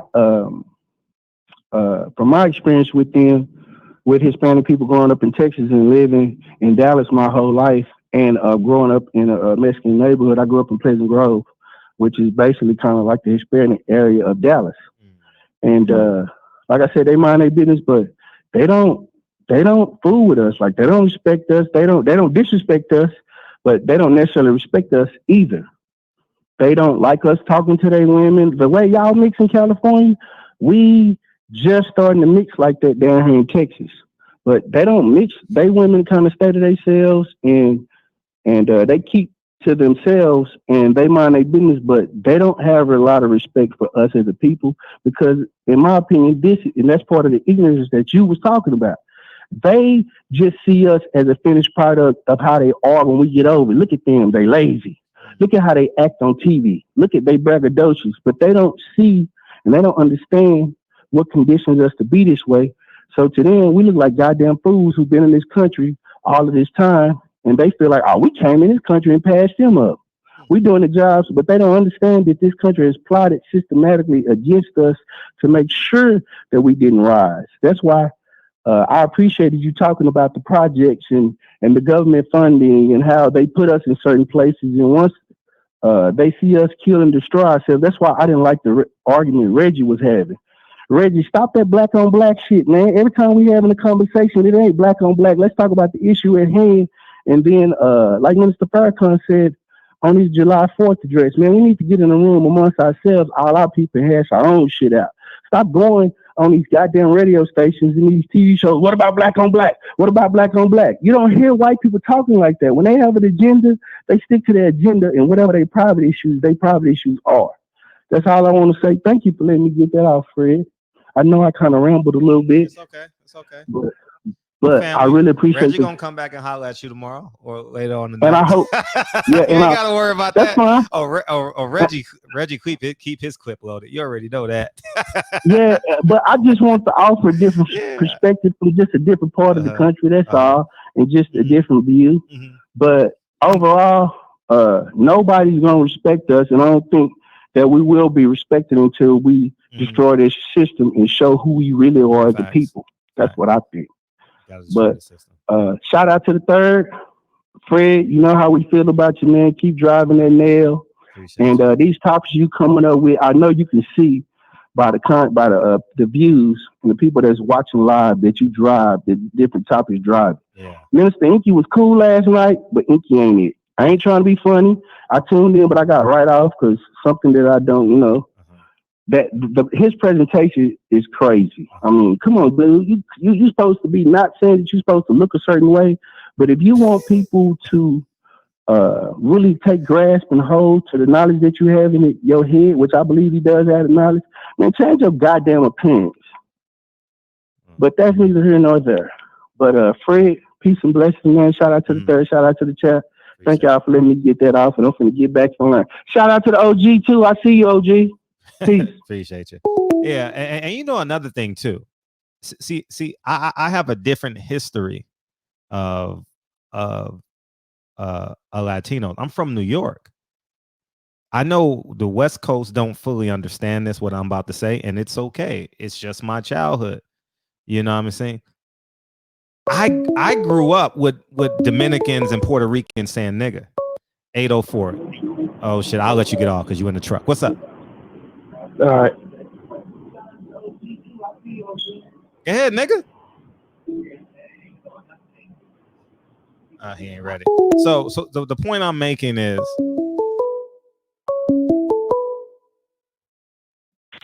336. What's up? What up, man? This is Marquise from North Carolina. Hey, what's up? I feel like, you know what I mean, identity. Am I loud because I'm at work? I don't know if I'm loud. We can't. It's gonna be hard to hear you. Gonna be. Yeah. All right. Well, I feel like the identity of people is a weapon that white supremacy use to keep people divided, so they could be easier to control. I think separation is the key to keep a mass group of people under control. And race, like when they first got to America, Mexicans was already here. Just like black people was already here. They just take the opportunity to divide people just so they can like get a vote. Like a motherfucker tell you that there's a difference between a Republican and a Democrat and shit like that. Well, yesteryear, the Republicans was using a Democratic argument, and this year, you know what I mean? Like, this shit is weird, bro. But your show is popping. I'm always listening. Thank you, dog. I appreciate it. I'll see you in the chat, too. I appreciate you. All right, bro. All right, one. Yeah. You know, see, when you grew up in New York, every time I walk down to the corner store, Dominicans and Puerto Ricans are saying nigga. I mean, they saying it across the street. Nigga. I never flinched. But and truth be told, you got to understand this where I'm coming from. The Puerto Rican culture and black culture, there's very little difference physically. Like Puerto Ricans, they dress like black people dress like Puerto Ricans. I mean, it's very, very little difference. And let me finish this point before I forget. Mute your phone real quick, 346. And so I come from that background. You understand? And it's not like Puerto Ricans don't wear boots and big hats.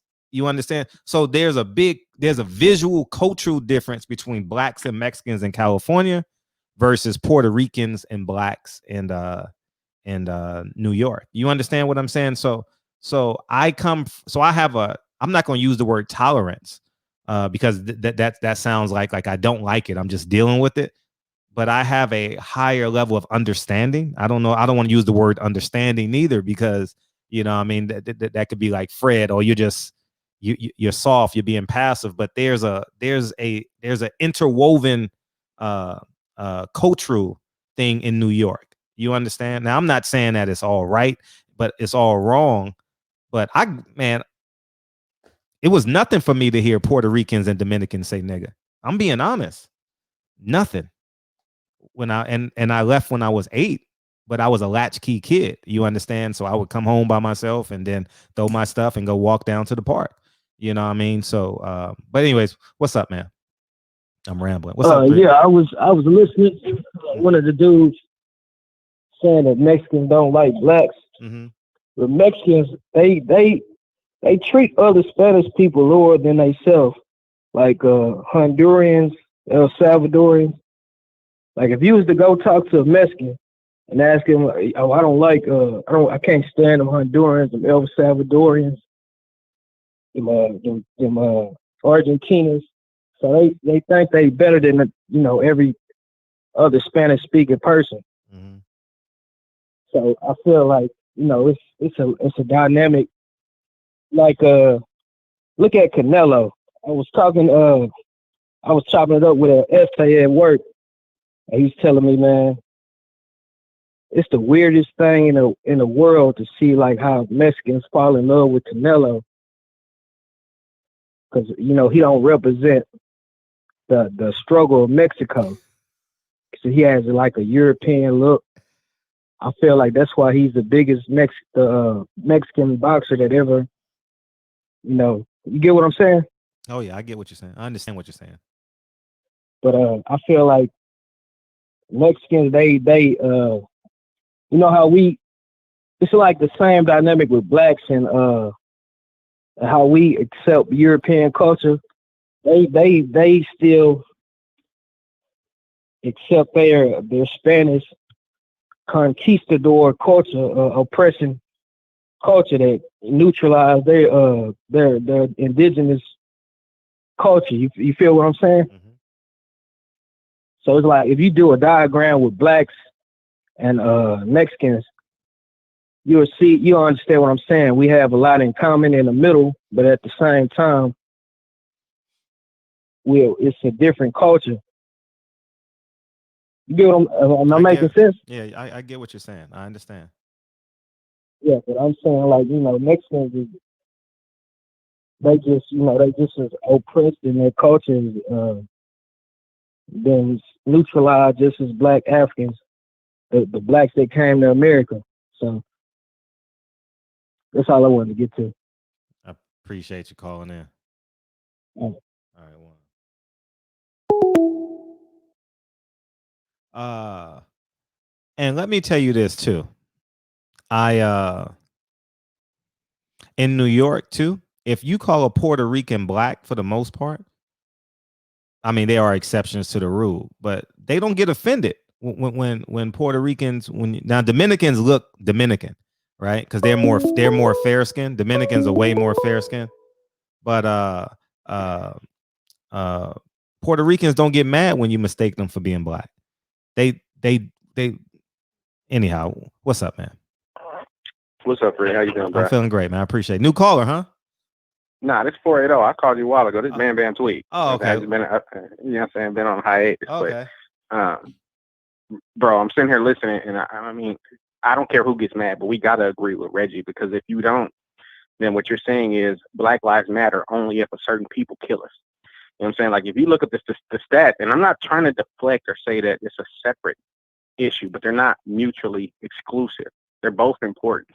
And if you grow up in a gang-infested neighborhood, you know what I'm saying, what you see black on black violence. And you wonder, like Reggie, who's a brother who's about unity, who was saying, what if we didn't kill each other? What if we all united with the Mexicans then what kind of power will we have? And that's what I think people are missing about what Reggie is saying.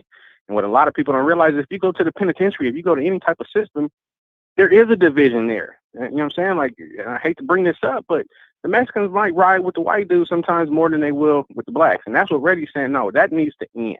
And on the streets, black on black needs to end. The only way for us, Malcolm X said it best, we cannot have no black on white unity if we don't have no black on black unity.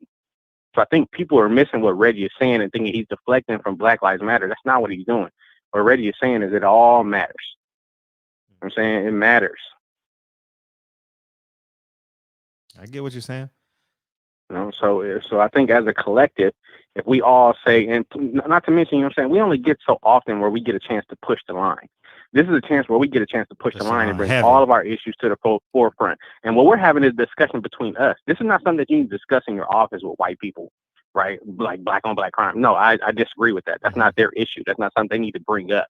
But it's something we need to bring up internally. Why is Nip gone? Didn't no white boy kill Nip? You feel me? Like that's stuff that we need to discuss internally. And if you don't want to talk about that, then you're the one that's deflecting. And that's my 2 cents. You know, but I didn't want to get on here and go too long. But I see brothers in the comments saying Reggie shouldn't talk about this and talk about that. Well, man, I agree with Reggie. Now, Reggie can say what he wants. I mean, this is our I think barbershop. you have to come from that type of environment. You got to really come from the hood to understand that. You got to. I've had family killed by police and black people, but many more black people. And if you go look at the stats, there's been 583 black people killed by white people. There's been over 2,000, almost 3,000 killed by their own people. So for you to say it's not an issue, that's a problem.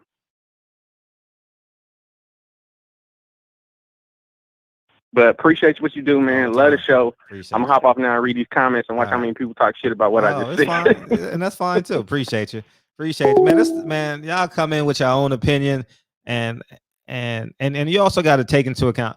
I personally don't debate black on black crime versus I'll tell you guys in a second. Damn, I left that shit standing alone. Now it's gonna be. What's up, 804? What's going on, Fred? Hey, I'm feeling good, man. What's new? And I ain't speak to you since Jason Whitlock, man, and everything I done said came to fruition when everybody else was calling me an Uncle Tom. But this is what I want to tell you. Yes. A lot of what Reggie Owens and what that caller just said, they're missing one key ingredient. Yes. That is a lack of resources. This is why Mexicans and blacks bump heads. This is why blacks and blacks bump heads with each other. I'm a clinical social worker. It's a lack of resources. When the government consistently puts a lack of resources in your community, what do? The first thing you do, you want to go and you want to commit crime. That's for some of us. Some of us, we take trades. Some of us, we want to go to college. But a lack of resources is a key ingredient of why black on black crimes are committed. Now, none of your callers are saying this. They're just saying, oh, black on black, we got to stop killing. Black on black, we got to stop doing this. What was the key ingredient? A lack of resources. Now, who's been giving you a lack of resources? The Democrats. Who do black people always constantly vote for? The Democrats. Not all Democrats are your friends, and not all Republicans are your enemies. One thing I respect about Republicans is that they will tell you to your face they don't like you. Democrats, they wait till election year to get your vote. Then they tell you to kiss you. Then they say, kiss my ass. That's the difference. It is a lack of resources, and black people do not have financial or political power. You want to know why we don't? Because, first of all, it's jealousy. We've been trained to hate each other. The second thing is, we don't like to see each other succeed sometimes. So now what we have to do is disregard everything that we've learned from hundreds of years, light skin against dark skin, and start building with each other. We can't build with Mexicans and white people before we learn to build with each other. Now, we can network with white people and Mexicans, but first we have to empower each other. Now, as far as Robert Garcia and everybody else, fuck them. You know what I'm saying? Because if you go look at Ellie Setback comments, it's all about my yacht this, my yacht that. Man, they have nothing but negative things to say about black fighters. Like 1 minute they love the Charlos and Earl Spence, but if they fighting against the Mexicans, it's nothing but hatred. Nothing but hatred. So my thing is, we gotta learn to build resources and network with each other. You can't save everybody. We got to learn to deal with each other. And the biggest thing is resources. We need resources. And that's my call, friend. I appreciate you calling in. Thank you. All right. Yeah, man. It's definitely resources. Shit. But they bamboozled us into believing that we have enough resources. They bamboozled the Mexicans believe that they're grateful for being here. They bamboozled black people in saying that they're equal. You know what I mean? Like it's, oh man, this is by any means necessary. Block for me, black man. 678. What's up? Hey, thank you, Fred. I appreciate it, man. I've been trying to get through for a minute now. What's up? And I also want to say I appreciate you, man, for actually empowering black people with your knowledge and exposing the truth to our people as much as you can, because I hear some people that just don't get it. But anyway, I just wanted to speak on the black on black crime situation. Let's talk about that tomorrow. No, we're gonna talk about it now, but that might be a topic for tomorrow. I may title it different, not let something crack in boxing, but we need to talk about this black on black crime shit, because this is an important topic. Shit, let's go. We ain't got time tonight, but shit, we're gonna talk about it tomorrow. Throughout the whole world, wherever there's poverty, there's going to be crime, and they only put black on black crime on us. Why is that? That's a question, and that should be answered, because you never hear white on white crime when 80% of white people kill each other as well. Well, anyway, we also have poverty. We also have a lot of non-education and that's going on in the hood, and so of course you're gonna kill neighbors. Neighbors usually kill neighbors. You know, understand? So the closest person to you is usually your neighbor, and that he's normally black. And again, we have to understand that as long as we he hung up. Oh damn, he hung up in midpoint. But yeah, man, shout out to KC Bond. Salute Fred. What's up? What it do? Reggie Owen said, extend the show by 30 minutes. This is a great show. You know what, Reg? Fuck it. Let's go 30 more minutes, dog. You got 30 minutes in you, DB? If DB got 30 more minutes in him, we good, man. Yeah, man. What's up, Mr. Early? That was my 7th grade teacher, man. Mr. Early, dog. What it do? Shit, Mr. Early. Yeah, I got to have you as a guest, man. We got to talk about your Howard days. I never spoke to you about your Howard days, Mr. Early. You know, but I think it's just incredibly important that we understand the trauma. Like it's I'm gonna share a story about my kids in a second, the students.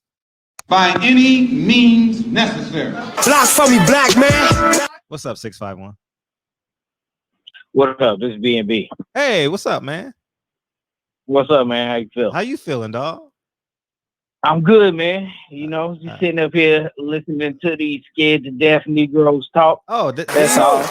These? All you scared to death Negroes. Look, what I really want to say is, I want everybody to notice a pattern of every 4 years. Every 4 years is the issue with black folk. Black folk come up, it comes up, they try to gain the vote. And then at the same time, they keep you when you building some momentum and you're getting some steam under your belt and you say black crime and we need this and we need our rights and this, that, and the other. And then what they do, the other narrative, what do they throw out? Well, what about black on black crime? That's a scapegoat to get you dumb niggas to shut the fuck up. Just to give you enough to lead you along, pull you on that string, and then sit your ass back down in the corner. So that in the next 4 years, in the next election, the same thing is gonna happen. Give you some steam and momentum. Keep talking about these motherfucking politics and whose side you gonna pick and whose side you gonna be on, and then string you along, and then you gonna feel like you got some right. Talking about Black Lives Matter and what we need to do, and then they're gonna put your ass back in the corner and talk about black on black crime and try to and sit your ass down so you can shut the fuck up. So, notice the pattern. You ain't gonna never get nowhere. As long as they can keep you looking at yourself, you ain't looking at them. So it ain't no shit you need to be talking about. Focus on what you want to do and keep pursuing and going on moving that way. Don't get distracted by anything that they throw in front of you, because that is exactly what it is, and a distraction from the goal from which you're trying to gain.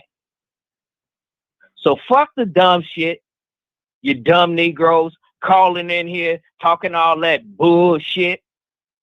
I'll be listening to y'all niggas. You know what I'm saying? It's a waste of breath, and it shows a lack of courage.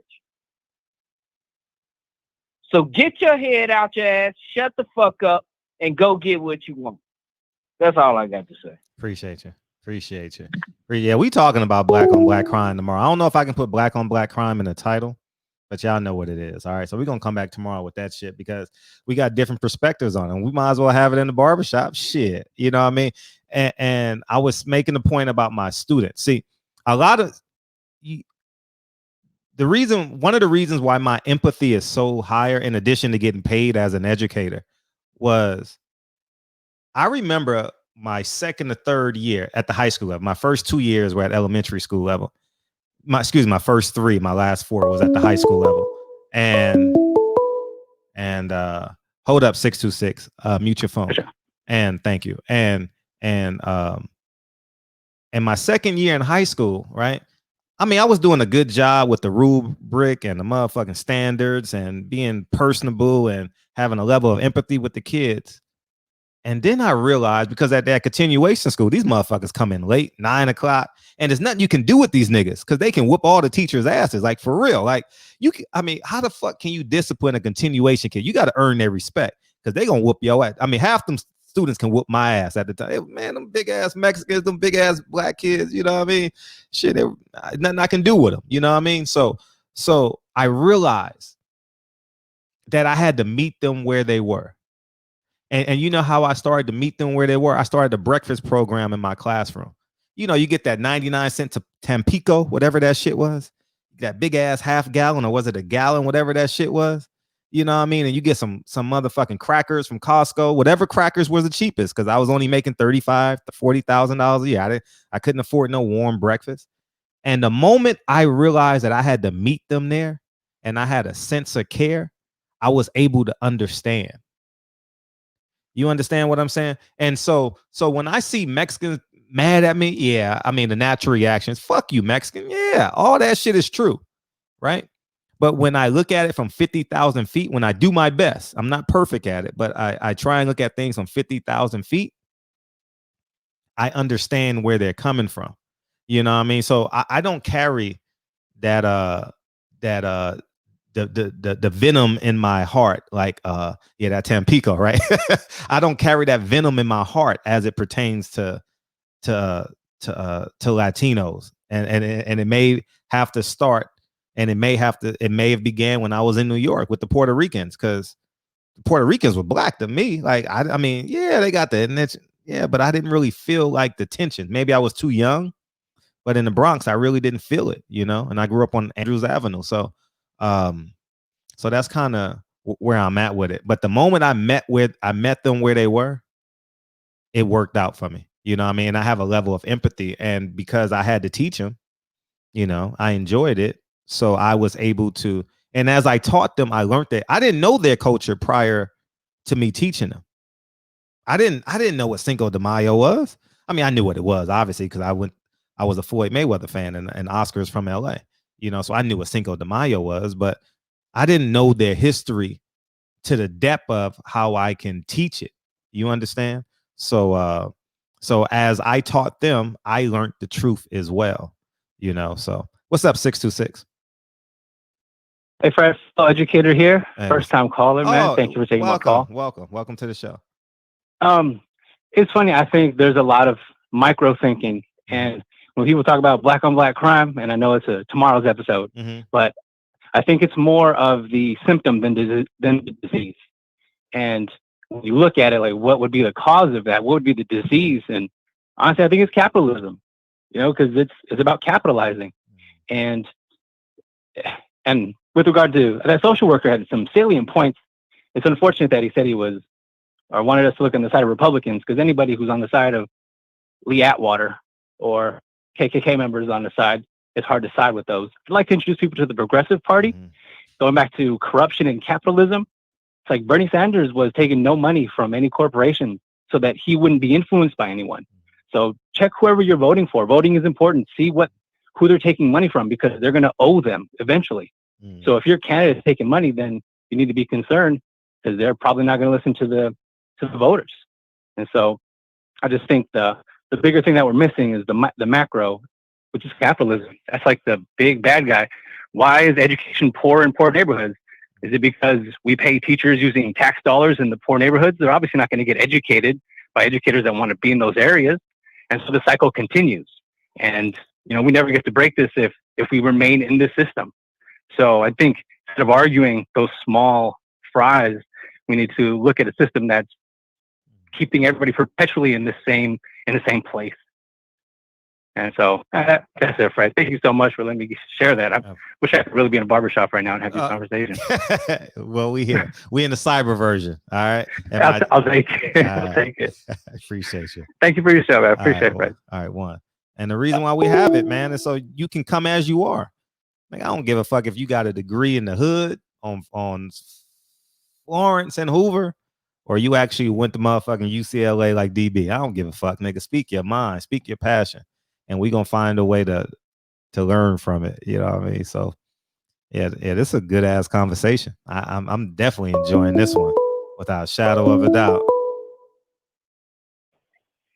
My nigga, this is dedication. This is anti-hesitation. It's a real nigga celebration. What's up?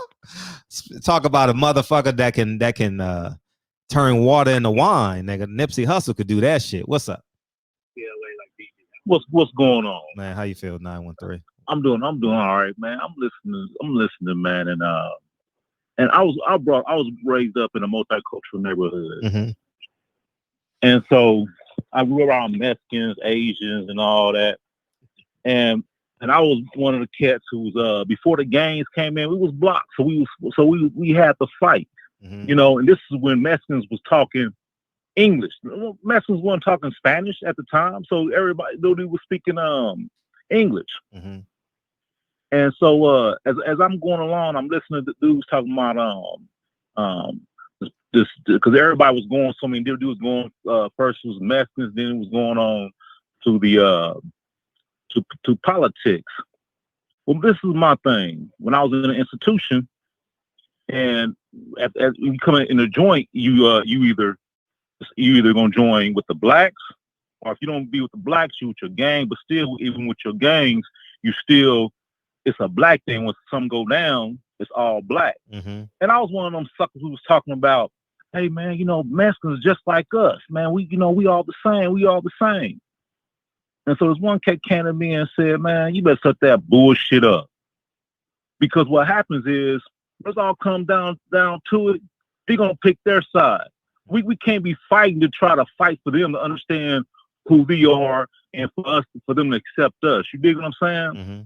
Because all this black on black crime, man, miss me with the bullshit, man. It's niggas talking that who are in the street who so weak they had to go join the military. They had to go to college because he couldn't find a way, so they had to make a way to do some other shit. You know what I'm saying? Because, man, at the end of the day, man, we gotta love ourselves. You see what I'm saying? And the thing about it though is that yes, I was type of dude that I was brought up where, you know, we didn't fight. You know, we fought each other, but when it was time to do crimes, man, we would go rob white folks. We sold drugs, you know, we sold drugs to blacks, but we was more apt to sell drugs to other people. You know, it's what you got into your, what's what you got in you. Who do you love more? You dig what I'm saying? And those who talking about that black and black crime, man, they on some white people speaking points, man. That's all it is, man. And I hate the fact that, you know, when you talk that black on black crime, do you really love yourself like you say you do? You talk all this black pride, but the first thing you say is to come to a point is black on black crime. No, man, it's the fact of white people kill white people, Mexicans kill Mexicans. Matter of fact, it was just on the news how these white people just killed one of the bloodiest murders happened in this small community. It was white people that killed those white people. So once y'all niggas speak about that, then when we know blacks killing blacks, that's not the point, man. The point is, because we can't save every nigga. But the point is, where you at in the fight, though, man? Where you at on the front line? That's the point we trying to make, man. We got something for each other, man. And all the black fighters, man, bust some motherfucking Mexicans' ass. Bust some white boys' ass, man. That little brother who's talking about can't no white boy beat him, stand on that shit. Because can't no white boy beat you, man. Can't no Mexican beat you. When I was in the motherfucking joint, it was 3 of us. Fought 10 motherfucking Mexicans and beat them down. We are the strongest race, man. Now, if you want to be down with us, man, we gonna be down with you. But we don't kiss nobody ass to motherfucking to make them accept who they are. If they are black, well, you know what I'm saying? We gotta stop that shit. We gotta stop trying to make everybody feel safe around us. We gotta stop trying to make everybody feel comfortable. We gotta stop that shit, man. If you down with us, you down with us. We know who you are. You a Mexican brother. You a Mexican brother. But all these weak ass niggas talking about you know, man, beat man, it's black first, man. The Mexicans gonna tell you, the Mexicans the same motherfucking way. But we gotta feel bad if we say black first. Man, that's all I gotta say, man. Cause I'm getting pissed off, man. Cause niggas like that, man. We were gun, man. We would beat your ass if you talk that shit, Brown. I had to learn that shit in the joint too, man. I had to learn that shit. Cause I was one of them same niggas talking that black and brown pride shit. And then when I come to find out, I was trying to learn some motherfucking Mexican, some Spanish to try to communicate. You know what the Mexicans told me? The Mexicans checked out the Mexicans trying to teach me Spanish. Because I'm one of those same niggas who thought it was black and brown. But in the joint, they'll teach you, motherfucker, no, it's brown first. You better not teach those motherfucking niggas no motherfucking Spanish. You better not teach them that. So all y'all niggas who talking that shit, nigga, get off the motherfucking porch, nigga, hit the streets, and you're going to find out the truth. All right, Fred, man. Appreciate it. Appreciate it. Like I said, I've only spent 2 days in jail, and I never made it to county. We had to pick up some people in county. Then we went to court, but I didn't make it there. You know, and I think it's important that we mesh those thoughts. So tomorrow we're gonna have a great conversation on this shit. So we need to mesh that point. You know what I mean? And that truth on both sides. You know what I mean? Because that I believe, because obviously I love Malcolm X, there's an enrichment that occurs and black men in prison. You know what I mean? And I told you Reggie Clip stays. Block for me, black man. No, they trying to stretch us. What's up, Reg? Yeah, I'm coming back. Hey, I'm gonna say, I get tired of motherfuckers wanting to dodge around this black on black shit. This shit is a real motherfucking issue. Now you can duck and hide away from that shit, tuck your fucking nuts under your fucking ass like a mutt and avoiding the truth of shit. But the shit is real. When it comes down, everybody want to talk about is proximity. What movie y'all done developed this bullshit from? Because I hear a lot of people regurgitate shit they watching in these new age documentaries, Hidden Colors and all that shit. You new profound motherfuckers need to shut the dumb shit up and address the true shit, because we got a issue going on around this country. Now we had this George Floyd thing that has spawned a movement around this country. Mm-hmm. And this Reggie talking. So y'all can call back because y'all want to have a rebuttal, but you're gonna hear some real shit. Because I'm tired of much shit coming from motherfuckers with proximity talk. But it's real. But when we got this real issue going on around the world, what do we see going down in our communities? People shooting kids, shooting up parties when we supposed to be developing and gathering. I come from LA. Well, we come from the goddamn the peace treaty. How long that shit last? How long the damn peace treaty last? Who fucked that off?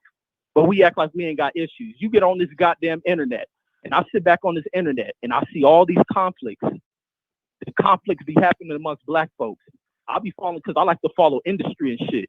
I go to follow the trucking industry shit. Who do I see over there in conflicts with each other? The black YouTube truckers and shit. You go into the scientific community. You go into these conscious communities.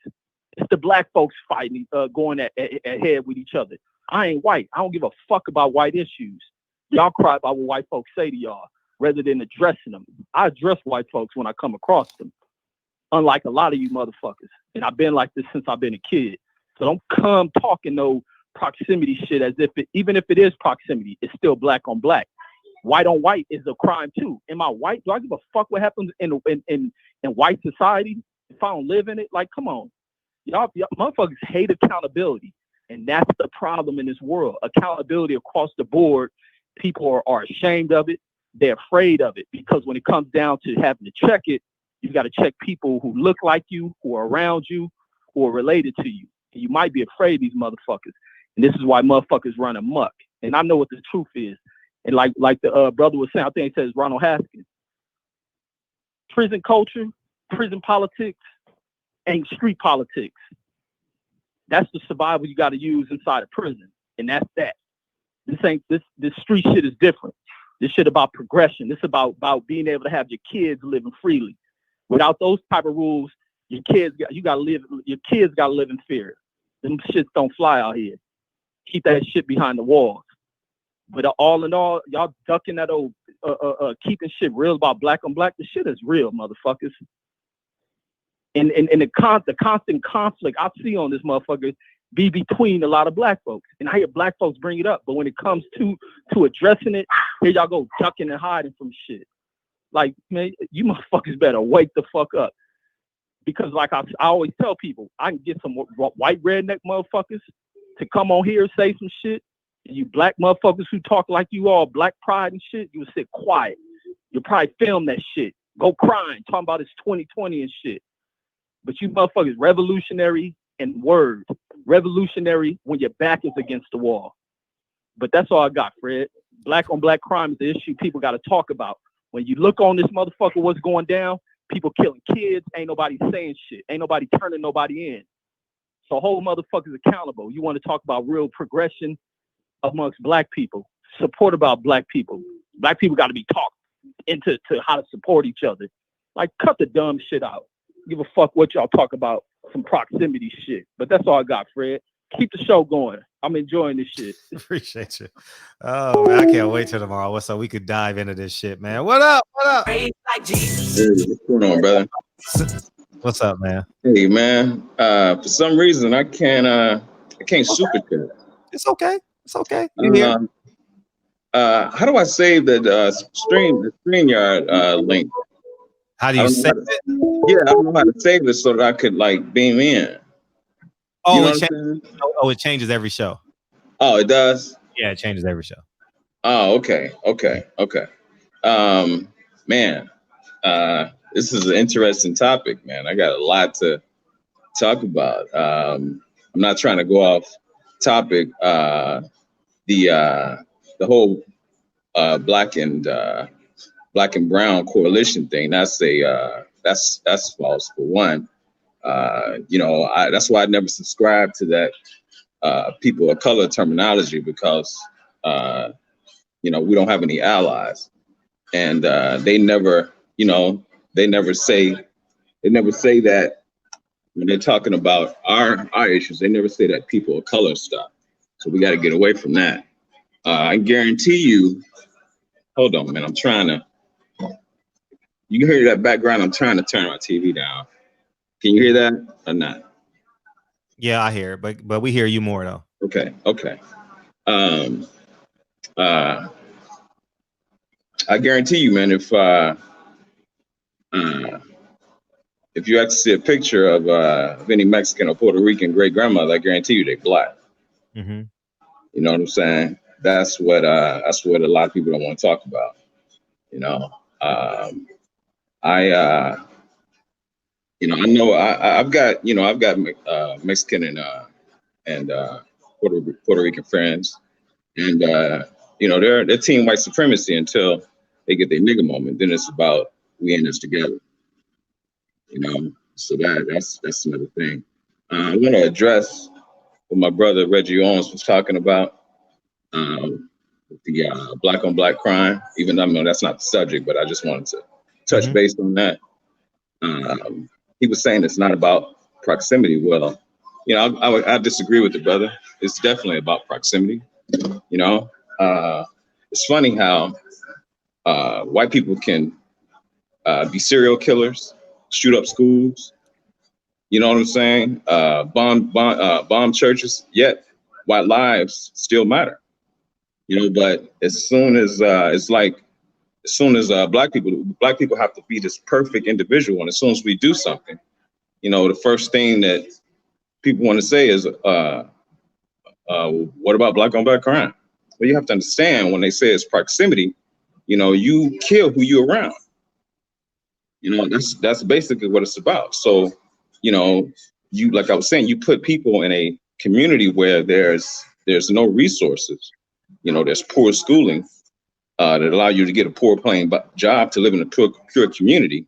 That frustration, what I'm saying, is going to not being able to escape that repeated circle.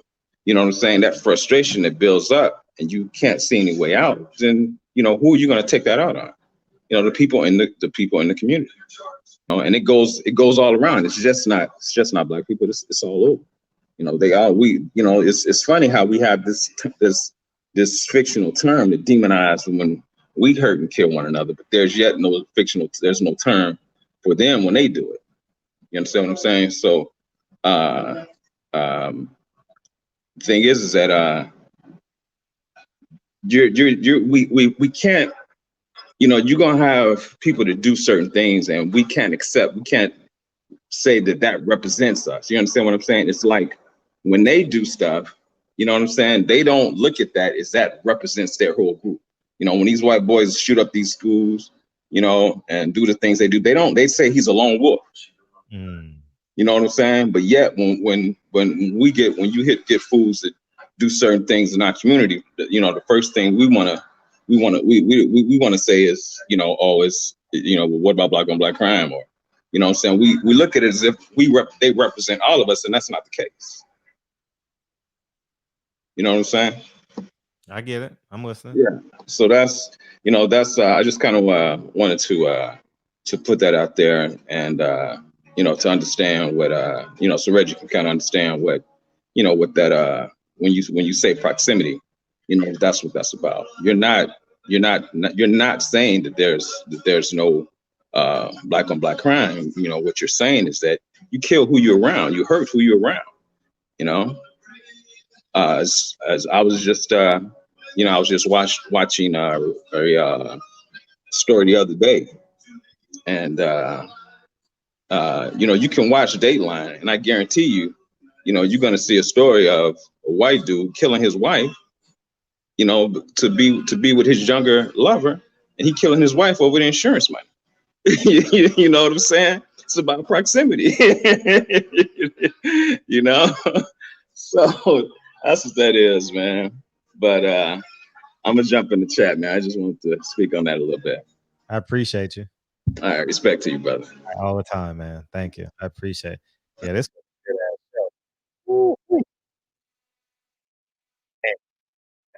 Tomorrow's gonna be a good show, man. Tomorrow's gonna be a good show, man. How about black on brown crime? Brown on brown crime. Black on black crime. DB, go ahead and call it. You know, It's gonna keep pushing the issue, man. I'll be back tomorrow, no doubt. But we gotta come. Make sure y'all motherfuckers come back tomorrow. Smash that like button twice, man. Smash that like button. I appreciate y'all. I really appreciate y'all, man. This is y'all platform, our platform. So we can come here and disagree. You know, it's gonna be good to hear Eric and Reggie on all this. See, I might as well be there. You know what I mean? If y'all want to talk, our next guest not until Thursday. We got Cheryl Dorsey and the rapper. So we good. Dan tomorrow. Tomorrow. So yeah. So it'll be fun. So feel free to be there. The sound is on. It always does that shit. Let me fix it.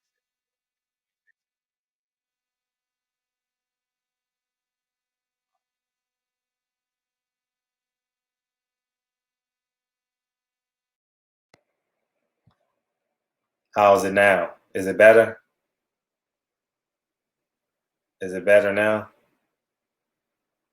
How is it now?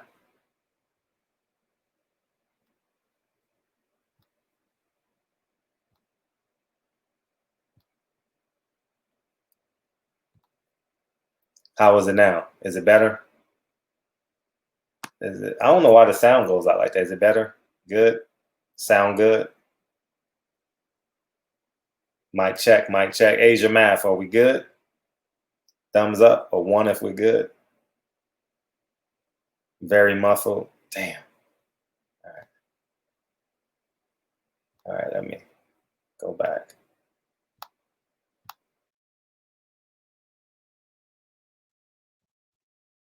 How about now? Are we good now? Is it better? Is it good now? All right, we're good now. All right, good. All right, one if we're good. All right, good. We're good. No? It's better with an echo. Decent. Okay, call in, DB. We gonna work with that. We gonna work with that one right now. Shit, it's better, but you still have a slight echo. Yeah, can't hear. Okay, good. Call in, DB. Let's wrap this shit up, man. You know, I gotta go put my miles in. All right, good. We're good. All right, great.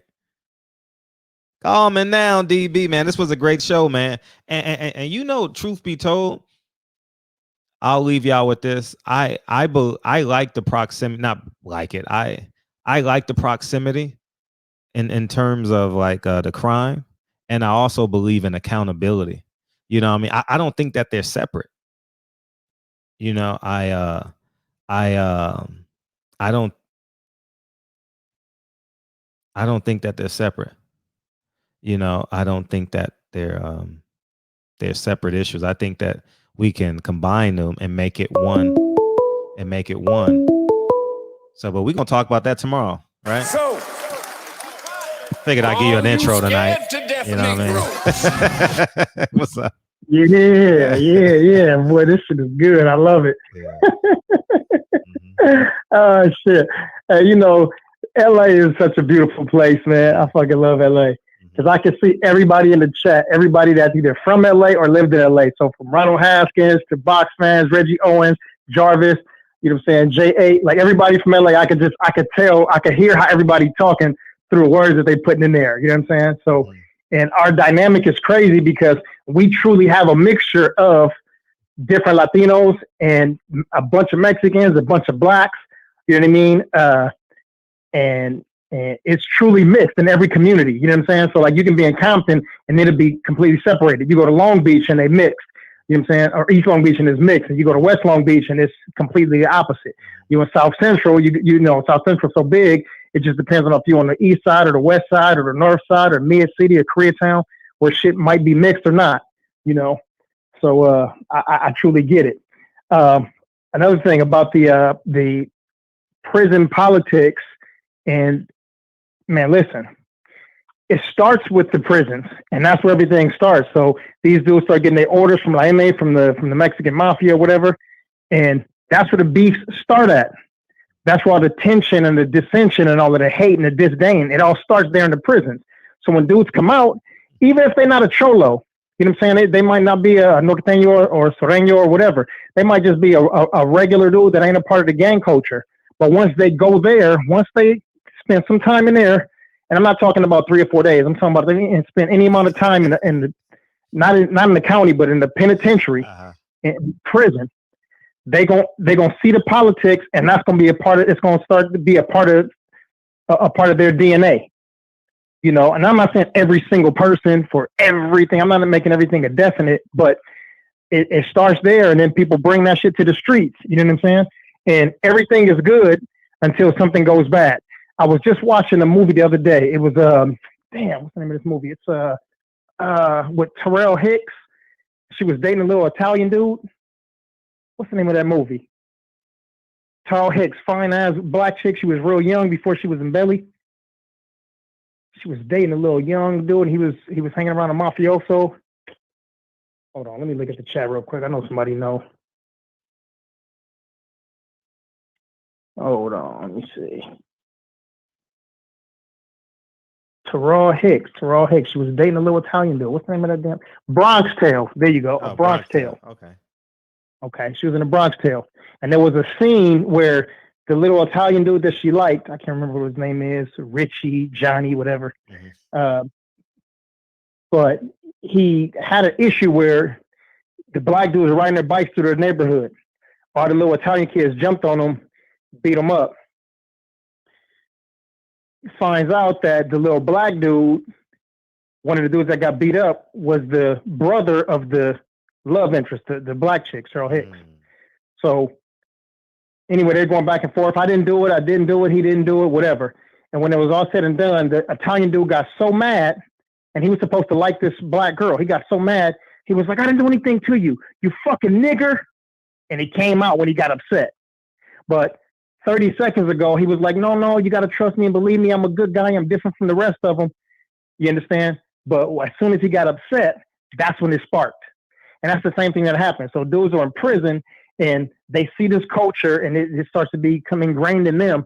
They get on the streets and they might like a black chick, or they might have a neighbor that's cool. It might be somebody like me because I speak Spanish, or you because you employ them, or you know what I'm saying? It could be anything like that. But as soon as they start getting upset about something, that's when a true fabric is going to show. Like Robert Garcia, bigoted, racist, piece of shit, fat fuck. And if Pete's listening, I hope he come to the gym. You can come to Fight Academy, come to Fight Science, you can come to PKG, any one of the gyms that's closest to you, you can come in there and I'll take a fade with you. I can't wait to see this fat, racist fuck. Anyhow, and that's DB. So Peter, hopefully you listening. Hopefully. And I'd love to take that fade and we could put it on YouTube, on right here on Barbershop Conversations. How about your YouTube channel? How about your YouTube? Oh yeah. Hey, shout out to the brothers too that have been coming through to my channel, man. You know what I'm saying? I just put a couple of little videos up and shit riding through LA, and you know what I'm saying, talked about some MMA. So shout out to the people, man. You know what I'm saying? OG Eric in St. Louis, Reggie came through, Jarvis came through, Big Lloyd, Asia, of course. You know what I'm saying? So everybody that came through my channel, I appreciate y'all. You know what I'm saying, for the love and support. But anyway, back on these fat fucking bigots. So Paulie shouldn't have been fired. We didn't finish cooking on this shit enough. Everybody started talking about black on black and brown on brown and shit. And You're right. I wanted to go back too, but I can't. Yeah. I did. That's why I was like, we'll talk about it tomorrow, but they still kept calling it in. But tomorrow we're gonna start with black on black, and that shit gonna turn into something else. We're gonna end up talking about what time is the best time for a booty call? You know what I'm saying? Like it should always start on something, and we're gonna end up on something else. But I was pumped about this. But man, I think that the fame and the success has gotten to Robert Garcia's head. See, he don't look at himself as a regular Mexican that's from 74th and Normandy. You know what I'm saying? He don't look at himself as a Mexican that's from 54th and Central. Like he don't see himself as one of those dudes. They see themselves as him and Mikey and Pita and all the rest of them dudes, whoever the fuck they are, Josue, you know what I'm saying, Raul and all the rest of them. So what they do is they see that they have a success that other people don't have. So when they see us, they think that they go to that old stereotype of us being lazy, right? See, we did it. I mean, yeah, it's cool, but to become a professional boxer is not hard, but to become a successful millionaire combat athlete is like that's a phenomenon that doesn't happen, right? There's very, very, very few people that get $1 million to fight for their career, even. You know what I mean? So I mean, we've seen so many dudes walking around homeless and just a fucked up thing. But anyway, so Robert, he doesn't see things through the lens of the average Mexican. And yeah, so he because he was fighting when he was young, right? So he already had some success. He fought, you know what I'm saying? He fought against dudes when he was young, so he was already getting some bread. And then his brother grew up already having been established, you know what I'm saying? And of course, and this is not me saying on some stereotypical shit, but I'm saying like they literally lived like 10 people in one house, right? I mean, everybody that's seen shit on Ellie's channel and on documentaries or whatever. So he already grew up with a half of a silver spoon in his mouth, you know what I mean? And then he had some success in his boxing career, not as much as a black man blessed him and gave him the biggest payday of his life, but you know, these dudes don't see things the same way that the rest of their community does. And I don't know, I had a point. I got so fucking amped up. And when when Champion Hart called, I thought he was going to start jumping on it, but then he jumped on the black on black shit with Reggie. Yeah, fuck you, Reggie and Champion Hart. Yeah, you know. And someone in the chat brought up a great point too. He said he went from Roberto to Robert. You know what I mean? Big fact. That's Big powerful. Fact. That's powerful. Yeah. That's powerful. You know. Let's not forget. I mean, listen, I used to listen to. I ain't even gonna get them other channels no pub, but we know that there's 3 or 4 give channels. Give your channel. Yeah, give your channel. Oh, give your channel a shout out for sure. Oh yeah. No, I'm saying, but for those other channels, I can't remember the fucking name. The ones they never talk about black fighters. I can't think of the name. It's a pretty big channel too, boxing channel. I don't know. Anyway, I don't watch those channels no more because once you hear something 3 or 4 times, you're like, look, I gave you a chance. First time, shame on you. Second time, shame on me. But if you keep on listening after that, I'm just pulling my fucking hair out at 2, 3 o'clock in the morning. You know what I'm saying? Replying, talking about Errol Spence and Terrence Crawford and the Charlos and Deontay Wilder. I'll kick everybody else's ass. And so, yeah, I had to get off of that shit. But, damn, I'm on such a fucking tangent. I forgot what the fuck I was talking about. Okay. But, Reggie, fuck you, DV.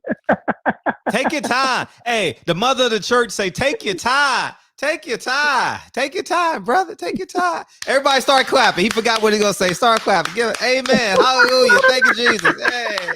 Hey. Shit, I don't give a fuck. Yeah. I know what I was gonna say. I was gonna say. See, I told you it works. It worked in the name of Jesus. What's up? I was gonna say, don't forget. And I know because I stepped away for like 3 or 4 minutes for a few times, but let's not forget in 2017, Mikey Garcia called Adrian Broner a monkey and posted a picture on Twitter of a Donkey Kong. Sure did. Let's not forget that. So this is the same family. So his brother makes comments all the time, right? I mean, his nephew, or whatever he is, Pito. Pito. Yeah. For all the people that speak Spanish, they know what fucking Pito is right there. Yeah, or putita. There you go.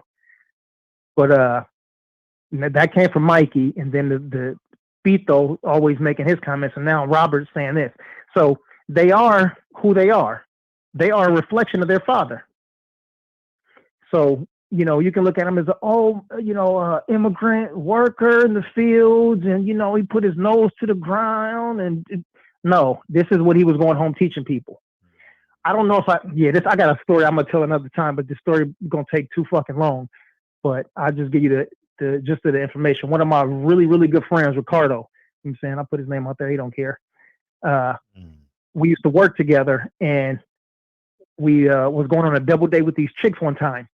And so we took my car, went to my apartment, and I was, you know what I'm saying, like, hey, let me go upstairs, and I'm going to take a quick shower, I'm going to change and shave and all of that and get ready for these chicks. He telling me, nah, he want to wait in the car. I'm like, wait in the car? Like, the fuck? I said, I'm going to take a shower. Like, I ain't just going to change my shirt and be musty. Like, I'm going to get clean. All right? He telling me he going to wait. I'm going to do this. It's going to take me an hour. You know what I'm saying? And he's telling me, no, he want to wait in the car. So finally I convinced him, like, motherfucker, you got to come up. So he walked in my place, and he was like, damn, he was tripped out. He was quiet. So anyway, I get ready. The chicks come through. We hang out, smash, do our thing.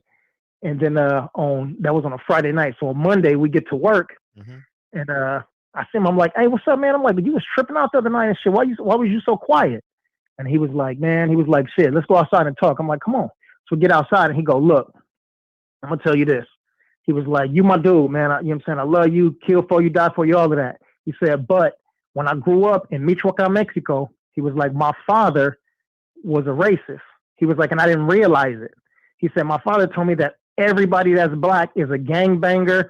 They all do drugs. They all steal, and they stink really bad. And don't ever go in one of their houses because it's really, really dirty. So when he came in my place and saw how, you know, anybody can have a clean car, right? I had like a 2S Monte Carlos and a Grand National at the time. But anybody can have a clean car. But when he came in and seen my shit look like a hotel, it tripped him the fuck out. You know what I'm saying? And that made him realize at that moment, like, oh shit, my dad actually is a racist, and he's been lying to me for 20 years of my life. You understand?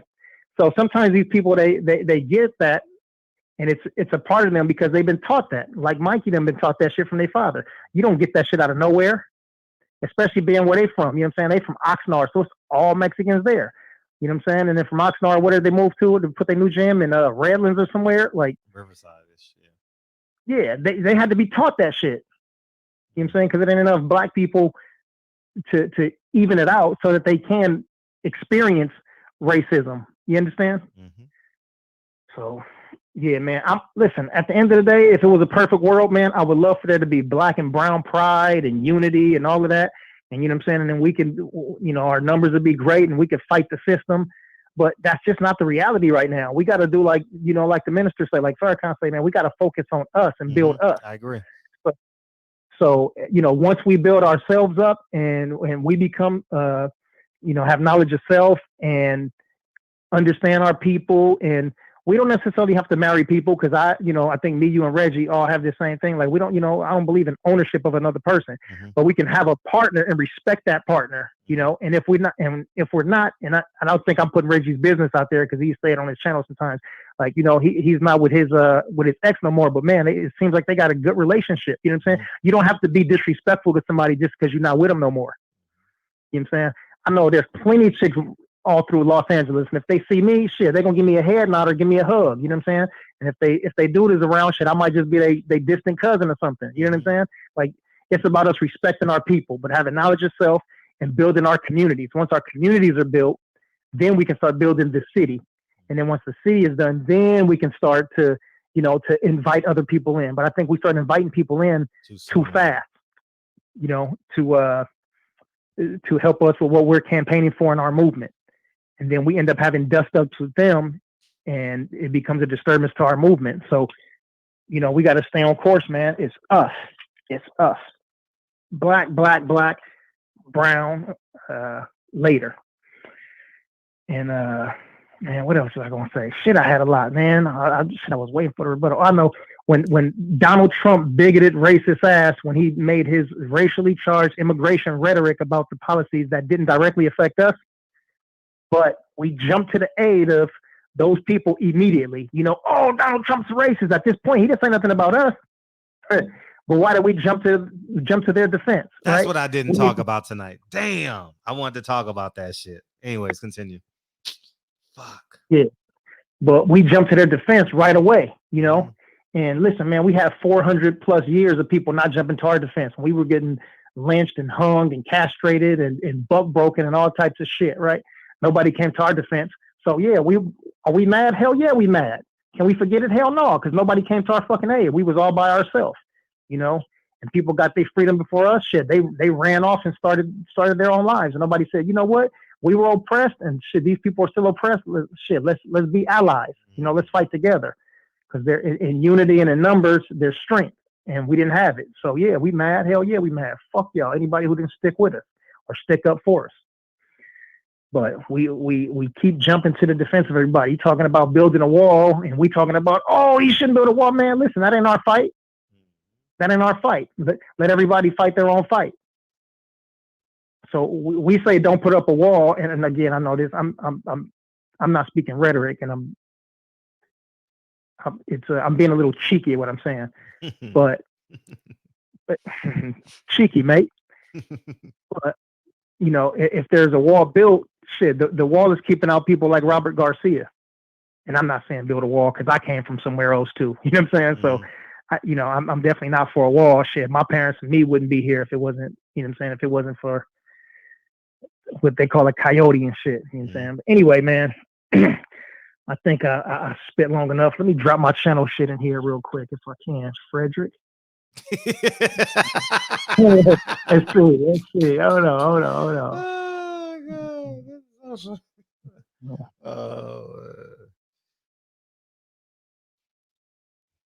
Yeah, subbed to my shit. Go watch my 4 or 5 videos real quick. You know, but some more boxing stuff will be coming up soon. See me cruising down. I did like 2 or 3 of them. I only posted one though. I drove down Crenshaw. I drove all the way down to like 232nd or something. Then I turned and I went all the way through Watts, Compton. Shit, I was all over the city, just driving. And I'm like, damn, where was I going? I forgot where I was going. I forgot what I was doing. Hey, shout out to that nigga, man. August 15th is his birthday too. Next Saturday, I was thinking about doing the show. Yeah.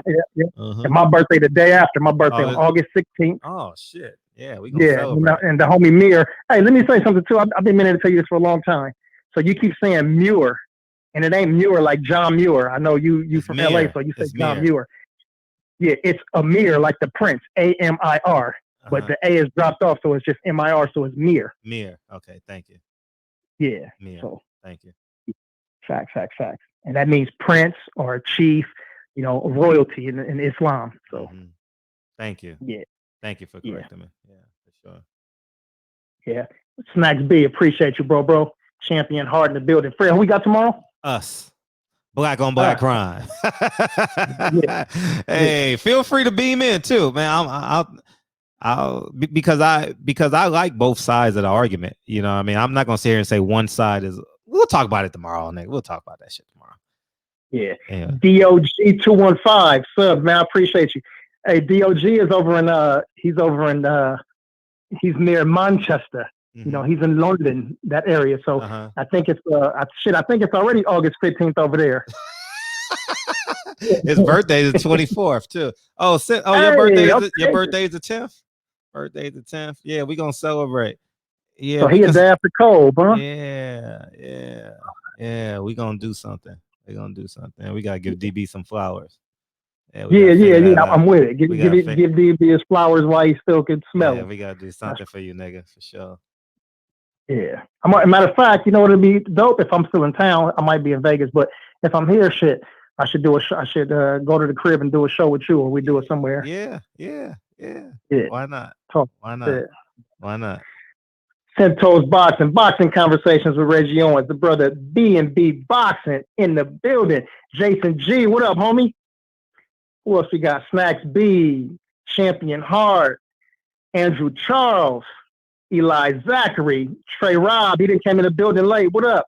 I know Cash G was in here, and somebody said, what's up to Patty Dean? I didn't see her. Why not? Dave Jack, J.A. We got the whole family in here.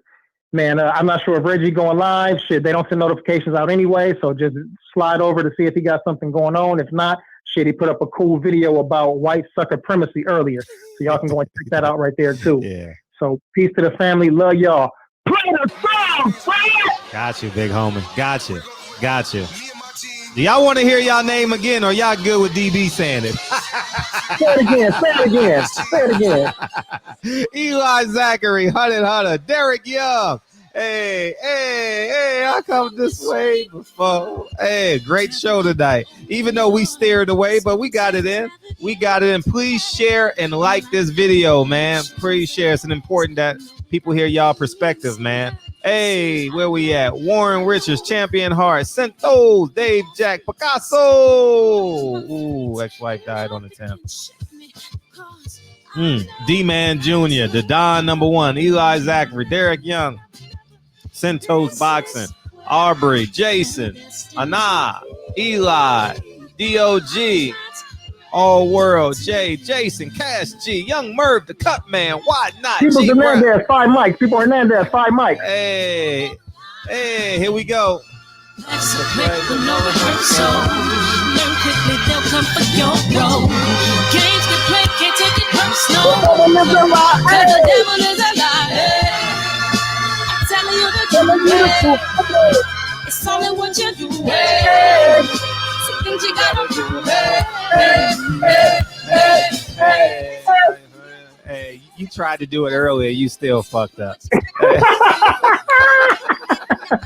I can't hear that shit. I know you can. I know you tried to time it up. I know. It was a great show, my kick. It was a great show. Hey, Rob, you know what I mean? People Hernandez, all I got is 5 mics. I appreciate Asia Math calling in again, doing what he do best. But it's cool. Oh, man. Dave Jack, appreciate you.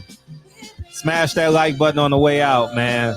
Make sure Robert and Mikey and Peter see this video. They need to learn their history. Rob, what's up, big homie? Here you go.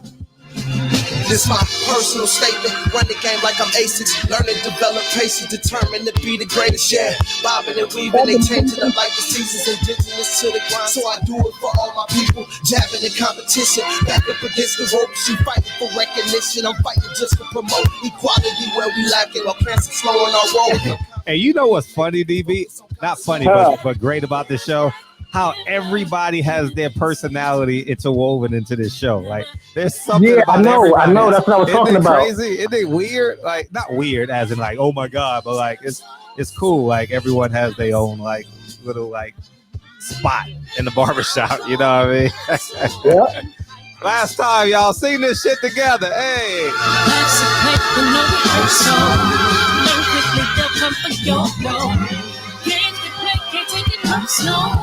The devil is a lie. I'm telling you the truth. It's all in what you do. Some things you gotta do. And Young Merv, we love you right back. Dave Jack. Hey, that rhymed. Hey. Get off my line, nigga. I gotta go run. Get off my line. Love you, brother. Love you too, man. Tomorrow we on, man. Black on black crime, brown on brown crime, white on white crime. Y'all know what it is. I gotta come up with a topic, but that's what we on tomorrow, man. Let's talk about it. Now, when we talk about it, y'all got to do an action in y'all motherfucking community now. All right, now. I'm just saying, we ain't gonna just talk about it and let it die. Y'all niggas gotta go in your community. You know what I mean? Whether you painting over graffiti, hollering at a nigga, you know what I mean, building business, whatever you're doing, creating tax revenue, be an asset. All right, Fred didn't answer my call. Nigga, you always call it too late, nigga. But now that's what you do. Get off my line, nigga. I love you, man. Easy. Love you, brother. All right, peace, y'all. All right, I see y'all niggas tomorrow, man. Great show, man. Thank you, guys. Peace.